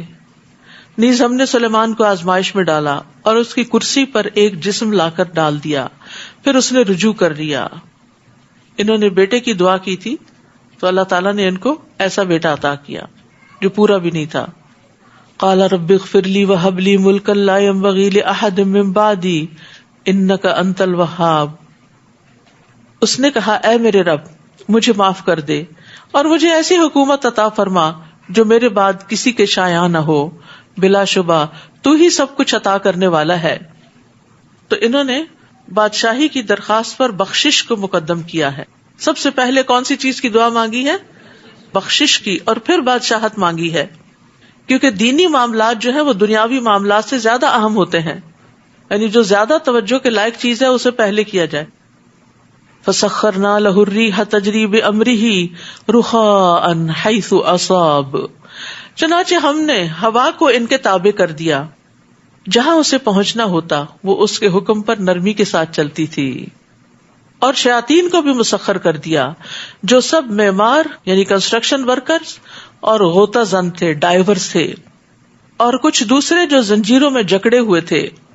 ہم نے اس سے کہا یہ ہماری بخشش ہے، اب کسی پر احسان کرو یا اسے اپنے پاس رکھو، کوئی حساب نہیں، بلا شبہ اس کے لیے ہمارے ہاں قرب کا عمدہ مقام ہے، لزلفا وحسن مآب. تو یہ تھے سلیمان علیہ السلام، کتنی نعمتیں اللہ نے ان کو عطا کر رکھی تھیں. اور پھر ان لوگوں کی دعائیں بھی ساتھ ساتھ دیکھتے چلے جائیں جو نون نبی ہیں، جن کے واقعات آتے ہیں، ان کی دعائیں اور ان کی ہمبلنس بھی بتائی جاتی ہے. ورنہ اتنا کچھ پا کے کہ جس کے لیے انسان ہی نہیں جنات مسخر کیے گئے ہوں اور وہ ان سے بڑے بڑے بھاری کام لیتے ہوں، تو آپ سوچئے کہ ان کی پھر نعمتوں میں کتنا اضافہ ہو جاتا ہے. والشیاطین کل بناء وغواص وآخرین مقرنین فی الاسفاد. اور شیطان بھی مسخر کر دیے جو سب معمار اور غوطہ زن تھے، اور کچھ دوسرے جو زنجیروں میں جکڑے ہوئے تھے. ہم نے اس سے کہا یہ ہماری بخشش ہے، اب کسی پر احسان کرو یا اپنے پاس رکھو، کوئی حساب نہیں، بلا شبہ اس کے لیے ہمارے ہاں قرب اور عمدہ مقام ہے. یہ وہ لوگ ہیں جن کو دنیا اور آخرت دونوں میں بھلائی ملی. وَاذْكُرْ عَبْدَنَا ایوب علیہ السلام صبر کی اعلیٰ ترین مثال ہے. اور ہمارے بندے ایوب کا ذکر کیجئے، جب انہوں نے اپنے رب کو پکارا، شیطان نے مجھے سخت تکلیف اور عذاب میں ڈال دیا ہے. تو اس سے پتہ چلتا ہے کہ بعض بیماریاں شیطان کے اثرات کی وجہ سے بھی ہوتی ہیں، یعنی ان کے پیچھے جنات کا عمل دخل بھی ہوتا ہے، اور بظاہر وہ فزیکل ایلنسز ہوتی ہیں. تو ہم نے انہیں حکم دیا کہ اپنا پاؤں زمین پر مارو، یہ ہے ٹھنڈا پانی نہانے کے لیے اور پینے کے لیے. اسی لیے آپ دیکھیں کہ جب ایسے اثرات ہوتے ہیں، نظر کے اثرات یا جادو کے اثرات یا کچھ، تو پھر اس کے لیے رکیے والا پانی دیا جاتا ہے کہ وہ جسم پر بہایا جائے. اور ہم نے انہیں ان کے اہل و عیال عطا کیے اور اپنی مہربانی سے ان کے ساتھ اتنے اور بھی دیے. یہ اہل عقل و دانش کے لیے ایک نصیحت ہے. اور ہم نے انہیں کہا کہ اپنے ہاتھ میں تنکوں کا ایک مٹھا یعنی جھاڑو لے لو، اس سے مار لو اور قسم نہ توڑو. یہ کسی کو مارنے کی بات تھی تو انہوں نے غصے میں قسم کھا لی تھی، تو اللہ تعالیٰ نے اس قسم سے نکلنے کا طریقہ بتا دیا. ہم نے ایوب کو صابر پایا، بہترین بندہ جو ہر وقت اپنے رب کی طرف رجوع کرنے والا تھا. یعنی سلیمان علیہ السلام کی مثال کے بعد ایوب علیہ السلام کی مثال، دو بالکل کنٹراسٹ. سلیمان علیہ السلام کو اللہ تعالیٰ نے ہر طرح کی نعمتیں دی ہوئی تھی اور وہ اس میں اواب تھے اور منیب تھے اور شکر گزار تھے، اور ایوب علیہ السلام سے ساری نعمتیں لے لی گئی تھی اور یہ اپنی اس حالت میں بھی شکر گزار تھے، رجوع کرنے والے تھے. تو اس سے پتہ چلتا ہے کہ یہ ہے پیغمبر جن کی اقتداء کی جانی چاہیے، کہ جو خوشحالی میں بھی اللہ کو یاد رکھتے ہیں اور بدحالی میں بھی. رسول اللہ صلی اللہ علیہ وسلم نے فرمایا اللہ کے نبی ایوب علیہ السلام 18 سال بیمار رہے، 18 years. قریبی اور دور کے لوگ سب نے ان کو چھوڑ دیا. پھر اللہ تعالیٰ نے ان کی طرف وحی کی جس سے اللہ نے ان کی تمام بیماریاں دور کر دی اور وہ پہلے سے بھی بہتر ہو گئے. اور ہمارے بندوں ابراہیم، اسحاق اور یعقوب کو یاد کیجیے جو بڑی قوت رکھنے والے اور صاحبان بصیرت تھے، یعنی جسمانی قوت بھی تھی اور دماغی قوت بھی تھی، سمجھ بوجھ بھی بہت تھی. انا اخلصناہم بخالصۃ ذکر الدار، ہم نے انہیں ایک خاص صفت کی بنا پر چن لیا تھا اور وہ تھی آخرت کی یاد. ہمارے ہاں وہ یقیناً چنے ہوئے بہترین لوگوں میں سے تھے. وَاذْكُرْ إِسْمَاعِيلَ وَالْيَسَعَ وَذَا الْكِفْلِ وَكُلٌّ مِّنَ الْأَخْيَارِ. اور اسماعیل، الیسع اور ذوالکفل کا بھی ذکر کر دیجئے، ان میں سے ہر ایک نیک تھا. یہ تو ان کا ذکر ہے، جبکہ حقیقت یہ ہے کہ سب پرہیزگاروں کے لیے اچھا ٹھکانہ ہے. جو بھی ان انبیاء کے طریقے پر چلے گا وہ اچھے انجام کو پہنچے گا. جنات عدن مفتحۃ لہم الابواب، یعنی ہمیشہ رہنے والے باغ جن کے دروازے ان کے لیے کھلے ہوں گے. جنت کے 8 دروازے ہیں اور ان کی چوڑائی بھی بہت بڑی ہے. نبی صلی اللہ علیہ وسلم نے فرمایا اس ذات کی قسم جس کے ہاتھ میں میری جان ہے، یقیناً جنت کے دروازوں کے دونوں کناروں میں اتنا فاصلہ ہے جتنا مکہ اور ہمیر میں یا مکہ اور بصرہ میں ہے، یعنی ایک دروازہ اتنا بڑا. اور جنت کے دروازوں کے نام بھی ہے، کوئی باب الصلاۃ ہے، کوئی باب الریان ہے، کوئی باب الجہاد ہے، کوئی باب الصدقہ ہے. کچھ خوش نصیب ایسے ہوں گے جنہیں ہر دروازے سے بلایا جائے گا، اور جنت کے دروازوں پر اعمال کے اجر کی فہرست بھی ہوگی. ایک آدمی جنت میں داخل ہوا اور دیکھا کہ اس کے دروازے پہ لکھا ہوا ہے صدقہ کا ثواب 10 گنا اور قرضے کا ثواب 18 گنا. یعنی اگر وہ کسی کو قرضہ دیتا ہے تو ہر روز اس کے اجر میں 18 گنا اضافہ ہوتا رہتا ہے. وہ ان میں تکیہ لگائے ہوئے ہوں گے اور وہاں بہت سے لذیذ میوے اور مشروب طلب کریں گے. نیز ان کے پاس نگاہیں جھکانے والی ہم عمر بیویاں ہوں گی. یہ وہ چیزیں ہیں جن کا روز حساب کے لیے تم سے وعدہ کیا جاتا ہے. یہ جو نگاہ جھکانے والی بات ہے نا، یہ دوسری دفعہ آ رہی ہے. اب عورت کا حسن جو ہے وہ اس کی حیا میں ہے کہ بلا وجہ مردوں کو نہ دیکھے، بات بھی کرے تو اس طرح یعنی چہرے پہ آنکھیں گاڑ کے نہیں دیکھے. اور ایک اور معنی اس کا یہ ہے کہ وہ اپنے شوہر ہی کی طرف دیکھنے والی ہوں گی، کسی اور مرد کی چاہت نہیں رکھنے والی ہوں گی. یہ جنت میں جانے والی خواتین کی خاص خوبی ہے. ان هذا لرزقنا ما له من نفاد هذا وان للطاغين لشر مآب. بلا شبہ یہ ہمارا رزق ہے جو کبھی ختم نہ ہوگا. یہ تو تھا پرہیزگاروں کا انجام، اور سرکشوں کے لیے بہت برا ٹھکانہ ہوگا، یعنی دوزخ جس میں وہ داخل ہوں گے، جو بہت بری جگہ ہے. یہ ہے ان کا انجام. اب وہ مزہ چکھیں کھولتے ہوئے پانی کا اور پیپ کا اور ایسی ہی کئی قسم کی دوسری چیزوں کا. دیکھو یہ ایک اور لشکر تمہارے پیروں کا تمہارے ساتھ گھسا چلا آ رہا ہے، انہیں کوئی خوش آمدید نہیں، یہ بھی دوزخ میں آ رہے ہیں. ان جنتیوں کو کیسے مرحبا کیا جائے گا کہ ہر دروازے سے پکارا جائے گا، اور یہاں ان کو ویلکم نہیں کیا جائے گا. آنے والے پہلوں کو کہیں گے نہیں، بلکہ تمہارے ہی لیے خوش آمدید نہ ہو، تم ہی ہمارے لیے اس عذاب کے پیش رو بنے جو اتنی بری قرارگاہ ہے. پھر وہ دعا کریں گے اے ہمارے رب، ہمارے لیے جو اس عذاب کا پیش رو بنا، لیڈر بنا، اسے دوزخ میں آگ میں دگنا عذاب دے. نیز وہ کہیں گے کیا بات ہے کہ ہمیں وہ آدمی نظر نہیں آ رہے جنہیں ہم برے لوگوں میں شمار کرتے تھے، یعنی جن کو دنیا میں ہم کوئی درجہ نہیں دیتے تھے، انہیں بدبخت سمجھتے تھے کیونکہ انہوں نے اسلام کی خاطر اپنی لذتیں قربان کر رکھی تھی، تنگ دستی کی زندگی پر راضی ہو گئے تھے. کیا ہم یوں ہی ان کا مذاق اڑاتے رہے، یا اب ہماری نگاہیں ہی ان سے پھر گئی ہیں؟ یہ بات یقیناً سچ ہے کہ دوزخی باہم ایسے ہی جھگڑتے ہوں گے. آپ ان سے کہیے کہ میں تو محض ایک ڈرانے والا ہوں، اللہ کے سوا تمہارا کوئی الہ نہیں، وہ یکتا ہے اور بڑے دبدبے والا ہے. وہ آسمان و زمین اور جو کچھ ان کے درمیان ہے سب کا رب ہے، غالب ہے، وہ معاف کرنے والا ہے. آپ ان سے کہیے یہ ایک بہت بڑی خبر ہے جس سے تم اعراض کر رہے ہو. مجھے تو عالم بالا کے متعلق کچھ علم نہ تھا جبکہ وہ جھگڑ رہے تھے. مجھے تو صرف اس لیے وحی کر دی جاتی ہے کہ میں کھلم کھلا ڈرانے والا ہوں. جب آپ کے رب نے فرشتوں سے کہا تھا میں مٹی سے ایک انسان بنانے والا ہوں، تو جب میں اسے ٹھیک ٹھاک کر دوں اور اس میں اپنی روح پھونک دوں تو تم اس کے سامنے سجدہ ریز ہو جانا. چنانچہ سب فرشتوں نے مل کر اسے سجدہ کیا سوائے ابلیس کے جو اکڑ بیٹھا اور کافروں میں سے ہو گیا. اللہ تعالیٰ نے اس سے پوچھا اے ابلیس، جس انسان کو میں نے اپنے ہاتھوں سے بنایا اسے سجدہ کرنے سے تجھے کس بات نے روک دیا؟ کیا تو بڑا بننا چاہتا ہے یا تو ہے ہی اونچا درجہ رکھنے والوں میں سے؟ کہنے لگا میں اس سے بہتر ہوں کیونکہ تو نے مجھے آگ سے پیدا کیا اور اسے مٹی سے پیدا کیا.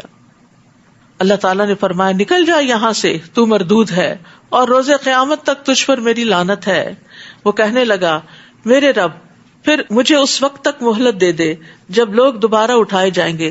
فرمایا اچھا تمہیں مہلت دی جاتی ہے اور اس دن تک جس کا وقت مجھے معلوم ہے. وہ کہنے لگا تیری عزت کی قسم میں سب انسانوں کو گمراہ کر کے چھوڑوں گا، یعنی خواہشات کو مزین کر کے دکھا کے، برے کاموں کو اچھا بنا کے. الا عبادک منہم المخلصین، سوائے تیرے ان بندوں کے جنہیں تو نے خالص کر لیا ہے. حق بات یہ ہے اور میں حق ہی کہا کرتا ہوں کہ میں جہنم کو تجھ سے اور ان سب لوگوں سے بھر دوں گا جو تیری پیروی کریں گے. اس لیے ہمیں شیطان کی پیروی کرنے سے ہر حال میں بچنا چاہیے. تو انشاءاللہ رمضان کے بعد مقاعد الشیطان کورس پیش کیا جائے گا، جس میں شیطان کی چالوں کے بارے میں تفصیل سے بتایا جائے گا کہ شیطان کیا کیا کرتا ہے. قرآن و سنت کی روشنی میں جو معلومات ہمیں شیطان سے متعلق ملتی ہیں کہ کس کس طرح وہ بہکاتا ہے، ان کے بارے میں آگہی دی جائے گی انشاءاللہ. آپ ان سے کہہ دیجئے کہ میں اس تبلیغ کے کام پر تم سے کوئی اجر نہیں مانگتا، نہ ہی میں تکلف کرنے والوں میں سے ہوں.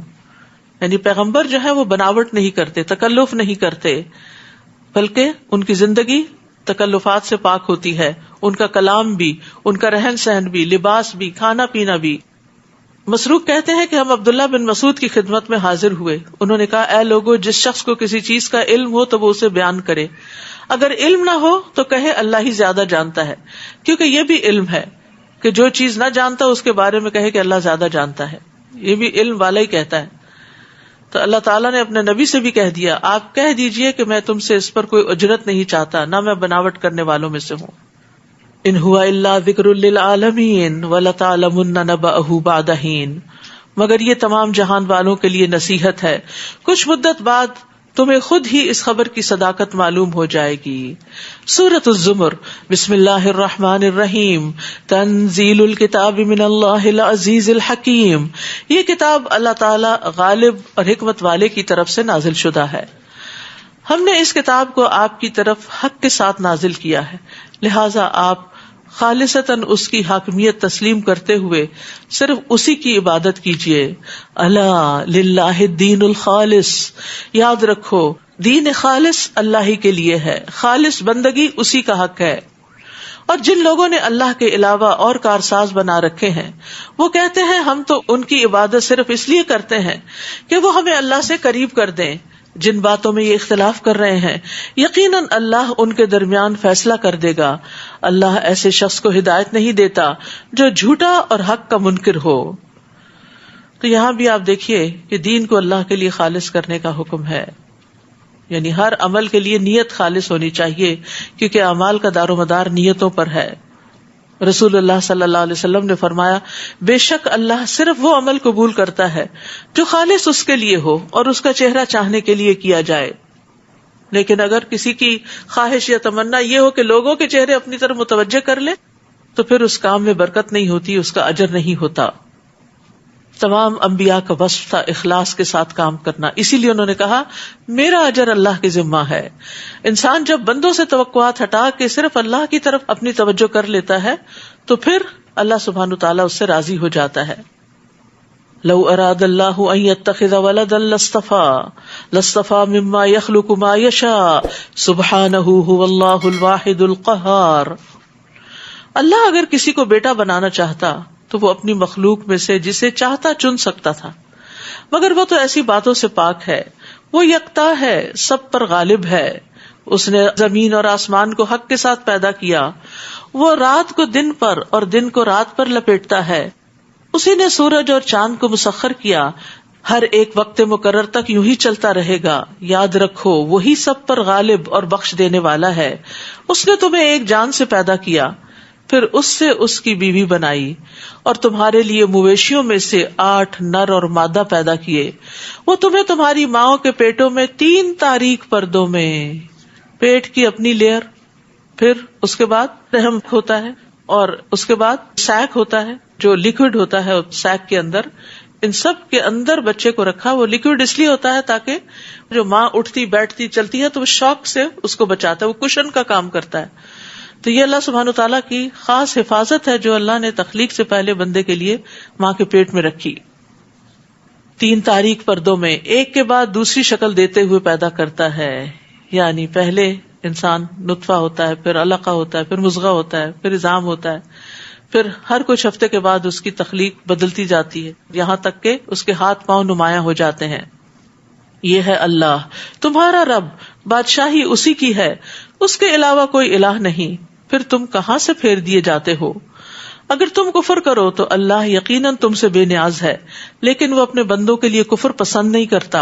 اور اگر تم شکر کرو تو وہ اسے تمہارے لیے پسند کرتا ہے. تو ناشکری پسند نہیں، شکر پسند ہے. کوئی بوجھ اٹھانے والا کسی دوسرے کا بوجھ نہیں اٹھائے گا. پھر تمہیں اپنے رب ہی کے پاس واپس جانا ہے، وہ تمہیں بتائے گا کہ تم کیا کرتے رہے ہو. بلا شبہ وہ سینوں کے راز تک جانتا ہے. اللہ سبحانہ وتعالیٰ نے ہمیں نعمتیں دی اس لیے ہیں کہ ہم اس کو یاد رکھیں اور شکر ادا کریں. یاد رکھیے کھانے والا شکر گزار جو ہوتا ہے، یعنی کھانا کھا کر جو شکر ادا کر دیتا ہے، وہ صبر کرنے والے روزہ دار کے برابر ہے. یعنی اتنا اجر ہے شکر کا بھی. یعنی کھا کر شکر ادا کرنا بھی اجر کا باعث ہے، جیسے نہ کھا کر صبر کرنا. شیطان کا ہدف کیا ہے کہ بندوں کو ناشکرا بنائے. وَلَا تَجِدُ أَكْثَرَهُمْ شَاكِرِينَ. اور جب انسان کو کوئی تکلیف پہنچتی ہے تو اپنے رب کی طرف رجوع کرتے ہوئے اسے پکارتا ہے. پھر جب وہ اسے اپنی نعمت سے نوازتا ہے تو اسے یوں بھول جاتا ہے جیسے اس سے پہلے اس نے اپنے رب کو پکارا ہی نہ تھا، اور اللہ کے شریک بنانے لگتا ہے تاکہ دوسروں کو بھی اس کی راہ سے بہکا دے. اسے کہیے کہ اپنے کفر کا تھوڑا سا فائدہ اٹھا لے، تو یقیناً اہل جہنم میں سے ہے.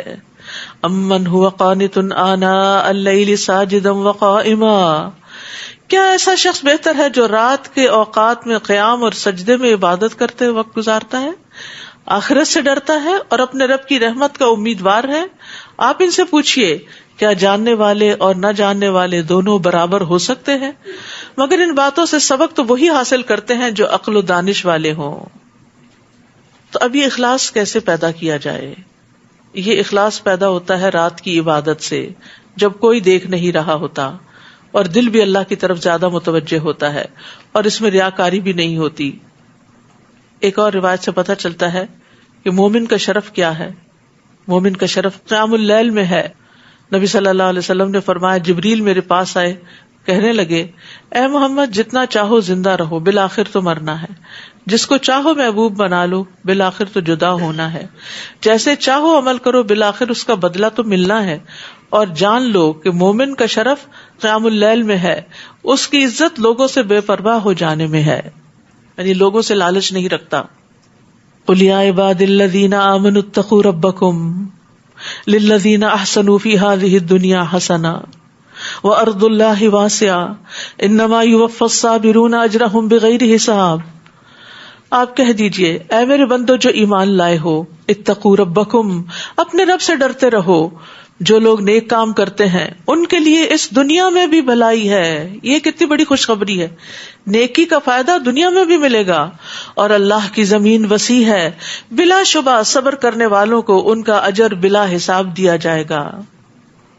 حضرت علی کہتے ہیں کہ ہر اطاعت کرنے والے کو اجر ماپ کے دیا جائے گا اور اس کے اجر کا وزن کیا جائے گا، سوائے صبر کرنے والوں کے.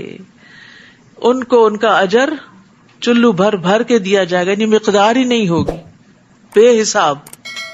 روایت میں آتا ہے کہ دنیا میں جو آزمائشوں میں گھرے رہے ان کو لایا جائے گا. دنیا میں جن کے اوپر بڑی آزمائشیں آئیں ان کو لایا جائے گا، نہ ان کے لیے ترازو رکھا جائے گا، نہ ہی اعمال نامہ کھولا جائے گا، اور بغیر حساب کے ان پہ اجر انڈیل دیا جائے گا. یہاں تک کہ ان آزمائشوں والوں کی فضیلت کو دیکھ کر جو لوگ دنیا میں تندرست اور صحت مند تھے وہ وہاں آرزو کریں گے کاش ان کے جسموں کو بھی کینچیوں سے کاٹ دیا جاتا تو ایسا ہی اجر ملتا جیسے یہ لوگ پا رہے ہیں. یعنی کاش دنیا میں ہم پہ مصیبتیں آئی ہوتی. اس کا مطلب نہیں کہ مصیبت مانگی جائے، لیکن بندہ مومن پہ ہر وقت کوئی نہ کوئی مشکل آئی رہتی ہے. کبھی اولاد کی طرف سے، کبھی اپنے آپ کی طرف سے، کبھی عبادت مشکل ہو جاتی ہے، کبھی روزہ لگنے لگتا ہے، کبھی نیند آنے لگتی ہے، کبھی کچھ اور. تو ایسی ساری چیزیں جو ہیں انسان کا امتحان ہوتی ہیں، اور پھر ان امتحانوں میں انسان اگر صبر کر کے اپنا کام جاری رکھے، اللہ کی عبادت کرتا رہے، اطاعت کرتا رہے، اس سے مغلوب نہ ہو جائے، تو یہ صبر ہے. آپ کہیے مجھے تو یہ حکم ہوا ہے کہ میں خالصتاً اسی کی حاکمیت تسلیم کرتے ہوئے اس کی عبادت کروں، اور یہ بھی کہ سب سے پہلے میں خود مسلم بنوں. آپ کہہ دیجئے اگر میں اپنے رب کی نافرمانی کروں تو بڑے دن کے عذاب سے ڈرتا ہوں. آپ کہیے میں تو اپنے دین کو خالص کرتے ہوئے اللہ کی عبادت کرتا ہوں. تم اسے چھوڑ کر جس کی عبادت کرنا چاہتے ہو کرتے رہو. نیز کہیے کہ اصل میں تو خسارہ اٹھانے والے وہ لوگ ہیں جنہوں نے قیامت کے دن اپنے آپ کو اور اپنے گھر والوں کو خسارے میں ڈال دیا. دیکھو یہی بات صریح خسارہ ہے.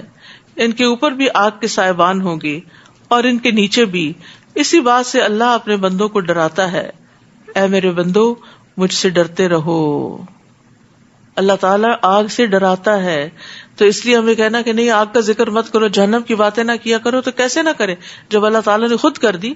کیونکہ خوف انسان سے وہ کچھ کروا لیتا ہے جو امن چین سے انسان کرنے والا نہیں ہوتا.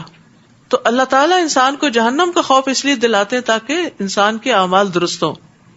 ان کے اوپر بھی آگ کے سائبان ہوں گے، ان کے نیچے سے بھی. استغفر اللہ، توبہ توبہ توبہ. اس دن میں نے آپ کو مثال دی تھی نا کہ جیسے کسی کمرے میں آپ کھڑے ہیں اور آگ لگ گئی اور دروازے بند ہیں، نکلنے کا کوئی راستہ نہیں، تو انسان کے اوپر کیا گزرے گی. کسی وقت کھڑے ہو کے امیجن کرے تنہائی میں، تو ہم وہ جہنم کی آگ نہیں برداشت کر سکتے. اس سے ڈرنا ہی چاہیے. اور جن جن چیزوں پر جہنم کی آگ کی بات کی گئی ہے ان کو چھوڑ دینا چاہیے. اور جو لوگ طاغوت کی عبادت کرنے سے بچے رہتے ہیں اور اللہ کی طرف رجوع کر لیا، ان کے لیے بشارت ہے. لہٰذا میرے بندوں کو بشارت دے دیجئے جو بات کو توجہ سے سنتے ہیں پھر اس کے بہترین پہلو کی پیروی کرتے ہیں. یہی وہ لوگ ہیں جنہیں اللہ نے ہدایت بخشی اور یہی عقل مند ہیں. یعنی احسن عمل کرنے والے وہی بہترین لوگ ہیں. افمن حق علیہ کلمۃ العذاب افانت تنقذ من فی النار. کیا جس شخص پر عذاب کی بات ثابت ہو چکی ہو تو اے نبی کیا آپ ایسے شخص کو چھڑا سکتے ہیں جو آگ میں گر چکا ہو. استغفر اللہ. لیکن الذین اتقوا ربهم لهم غرف من فوقها غرف مبنیۃ تجری من تحتها الانہار وعد اللہ لا یخلف اللہ المیعاد. لیکن جو لوگ اپنے رب سے ڈرتے رہے ان کے لیے بالا خانے ہیں جن کے اوپر بالا خانے بنے ہوئے ہیں، ان کے نیچے نہریں بہ رہی ہیں. یہ اللہ کا وعدہ ہے اور اللہ اپنے وعدے کی خلاف ورزی نہیں کرتا. کیا تم دیکھتے نہیں کہ اللہ آسمان سے پانی برساتا ہے، بارش برستی ہے، پھر زمین میں چشمے بنا کر اس پانی کو آگے چلا دیتا ہے، پھر اس سے مختلف رنگوں کی کھیتی پیدا کر دیتا ہے، پھر وہ جوبن پر آتی ہے، پھر تم دیکھتے ہو کہ وہ زرد پڑ جاتی ہے، پھر وہ اسے بھس بنا دیتا ہے.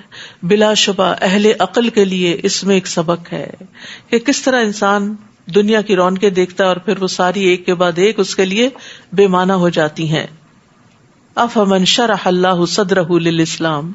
بھلا جس شخص کا سینہ اللہ نے اسلام کے لیے کھول دیا ہو اور وہ اپنے رب کی طرف سے ایک روشنی پر ہو، اس شخص کی طرح ہو سکتا ہے جو کوئی سبق نہیں لیتا. لہٰذا ان لوگوں کے لیے ہلاکت ہے جن کے دل اللہ کے ذکر سے اور سخت ہو جاتے ہیں. یہی لوگ صریح گمراہی میں ہیں. تو یہ جو شرح صدر کی بات کی گئی نا، تو شرح صدر کب ہوتا ہے، کس کے سینہ اللہ کھول دیتا ہے؟ جب انسان شرک کو چھوڑ کر توحید پر آ جاتا ہے، جہالت چھوڑ کر علم پر آ جاتا ہے، غفلت چھوڑ کر اللہ کی طرف رجوع کرتا ہے اور اللہ کے ذکر پر دوام کرتا ہے، لوگوں کے ساتھ حسن سلوک کرتا ہے، بہادری سے کام کرتا ہے، اس کا دل کشادہ ہوتا ہے، ڈرتا نہیں، دل سے کینہ نکال دیتا ہے، فضول کاموں کو چھوڑ دیتا ہے. لیکن جن کے دل اللہ کے ذکر سے سخت ہو گئے ان کے لیے کیا ہے؟ ویل ہے. مالک بن دینار کہتے ہیں کسی بھی شخص کو دل کی سختی سے بڑھ کر کوئی سزا نہیں دی گئی. ہارڈ ہارٹڈ سب سے سخت چیز ہے. حضرت عائشہ سے روایت ہے، وہ کہتی ہے کہ کچھ دیہاتی رسول اللہ صلی اللہ علیہ وسلم کی خدمت میں آئے اور کہنے لگے کیا آپ اپنے بچوں کو چومتے ہیں؟ آپ نے فرمایا ہاں. تو وہ دیہاتی کہنے لگے ہم تو اللہ کی قسم اپنے بچوں کو نہیں چومتے. تو آپ نے فرمایا اگر اللہ نے تمہارے اندر سے رحم اٹھا لیا ہے تو میں کیا کر سکتا ہوں. تو دل سخت ہونا جو ہے بدبختی کی علامت ہے.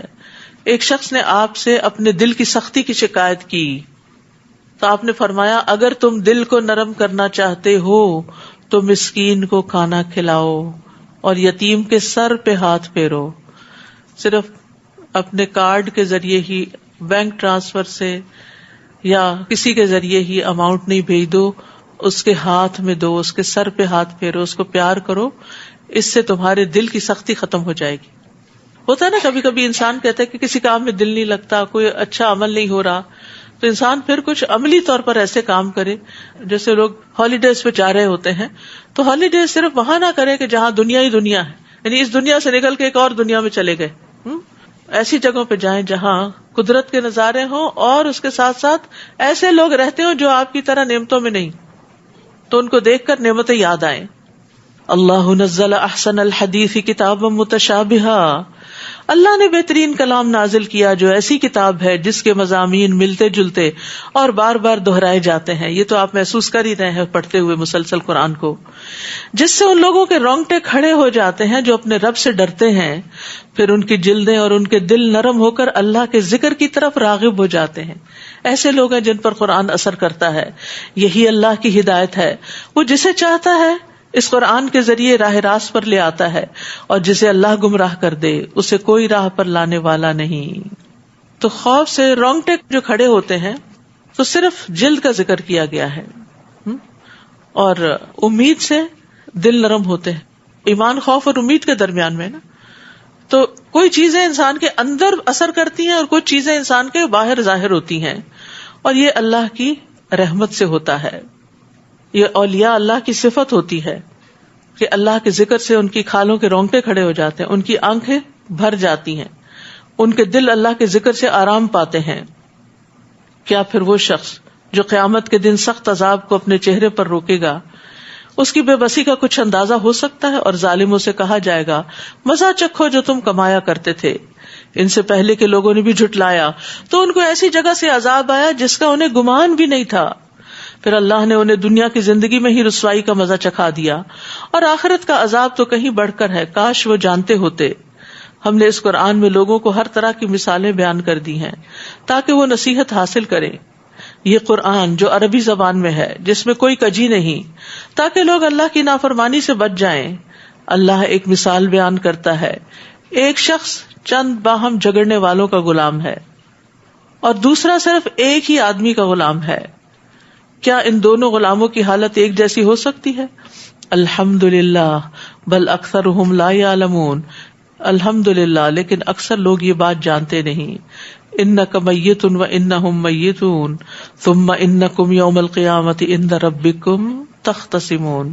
اے نبی بلا شبہ آپ کو مرنا ہے اور یہ بھی مرنے والے ہیں, پھر قیامت کے دن تم اپنے رب کے ہاں جھگڑو گے. جھگڑے کس چیز کے بارے میں ہوں گے؟ اپنے حقوق کے بارے میں. رسول اللہ صلی اللہ علیہ وسلم نے فرمایا قیامت کے دن تم لوگوں سے حقداروں کے حقوق ادا کروائے جائیں گے, یہاں تک کہ بغیر سینگ والی بکری کا بدلہ سینگ والی بکری سے لیا جائے گا. استغفر اللہ. رسول اللہ صلی اللہ علیہ وسلم نے یہ بھی فرمایا کہ جس کی موت ایسی حالت میں آئے کہ اس کے ذمے 1 دینار اور 1 درہم بھی ہو تو اس کی ادائیگی اس کی نیکیوں سے کی جائے گی, کیونکہ وہاں دینار اور درہم نہیں ہوں گے. اگر کسی کا قرض دینا ہے تو وہ چکا دیا جائے, کسی کی کوئی امانت رکھی ہوئی ہے تو وہ واپس کر دی جائے. لیکن غفلت کی زندگی نہایت نقصان دہ زندگی ہے. اللہ تعالی ہمیں اس سے بچائے. آیات سکینہ جو آپ کو بتائی گئی تھی, سکینت والی آیات گھبراہٹ کے وقت پڑھنی ہے, وہ آ گیا کارڈ, آپ لے سکتے ہیں. وآخر دعوانا ان الحمد للہ رب العالمین. سبحانک اللہم و بحمدک اشہد ان لا الہ الا انت استغفرک و اتوب الیک. السلام علیکم و رحمۃ اللہ وبرکاتہ.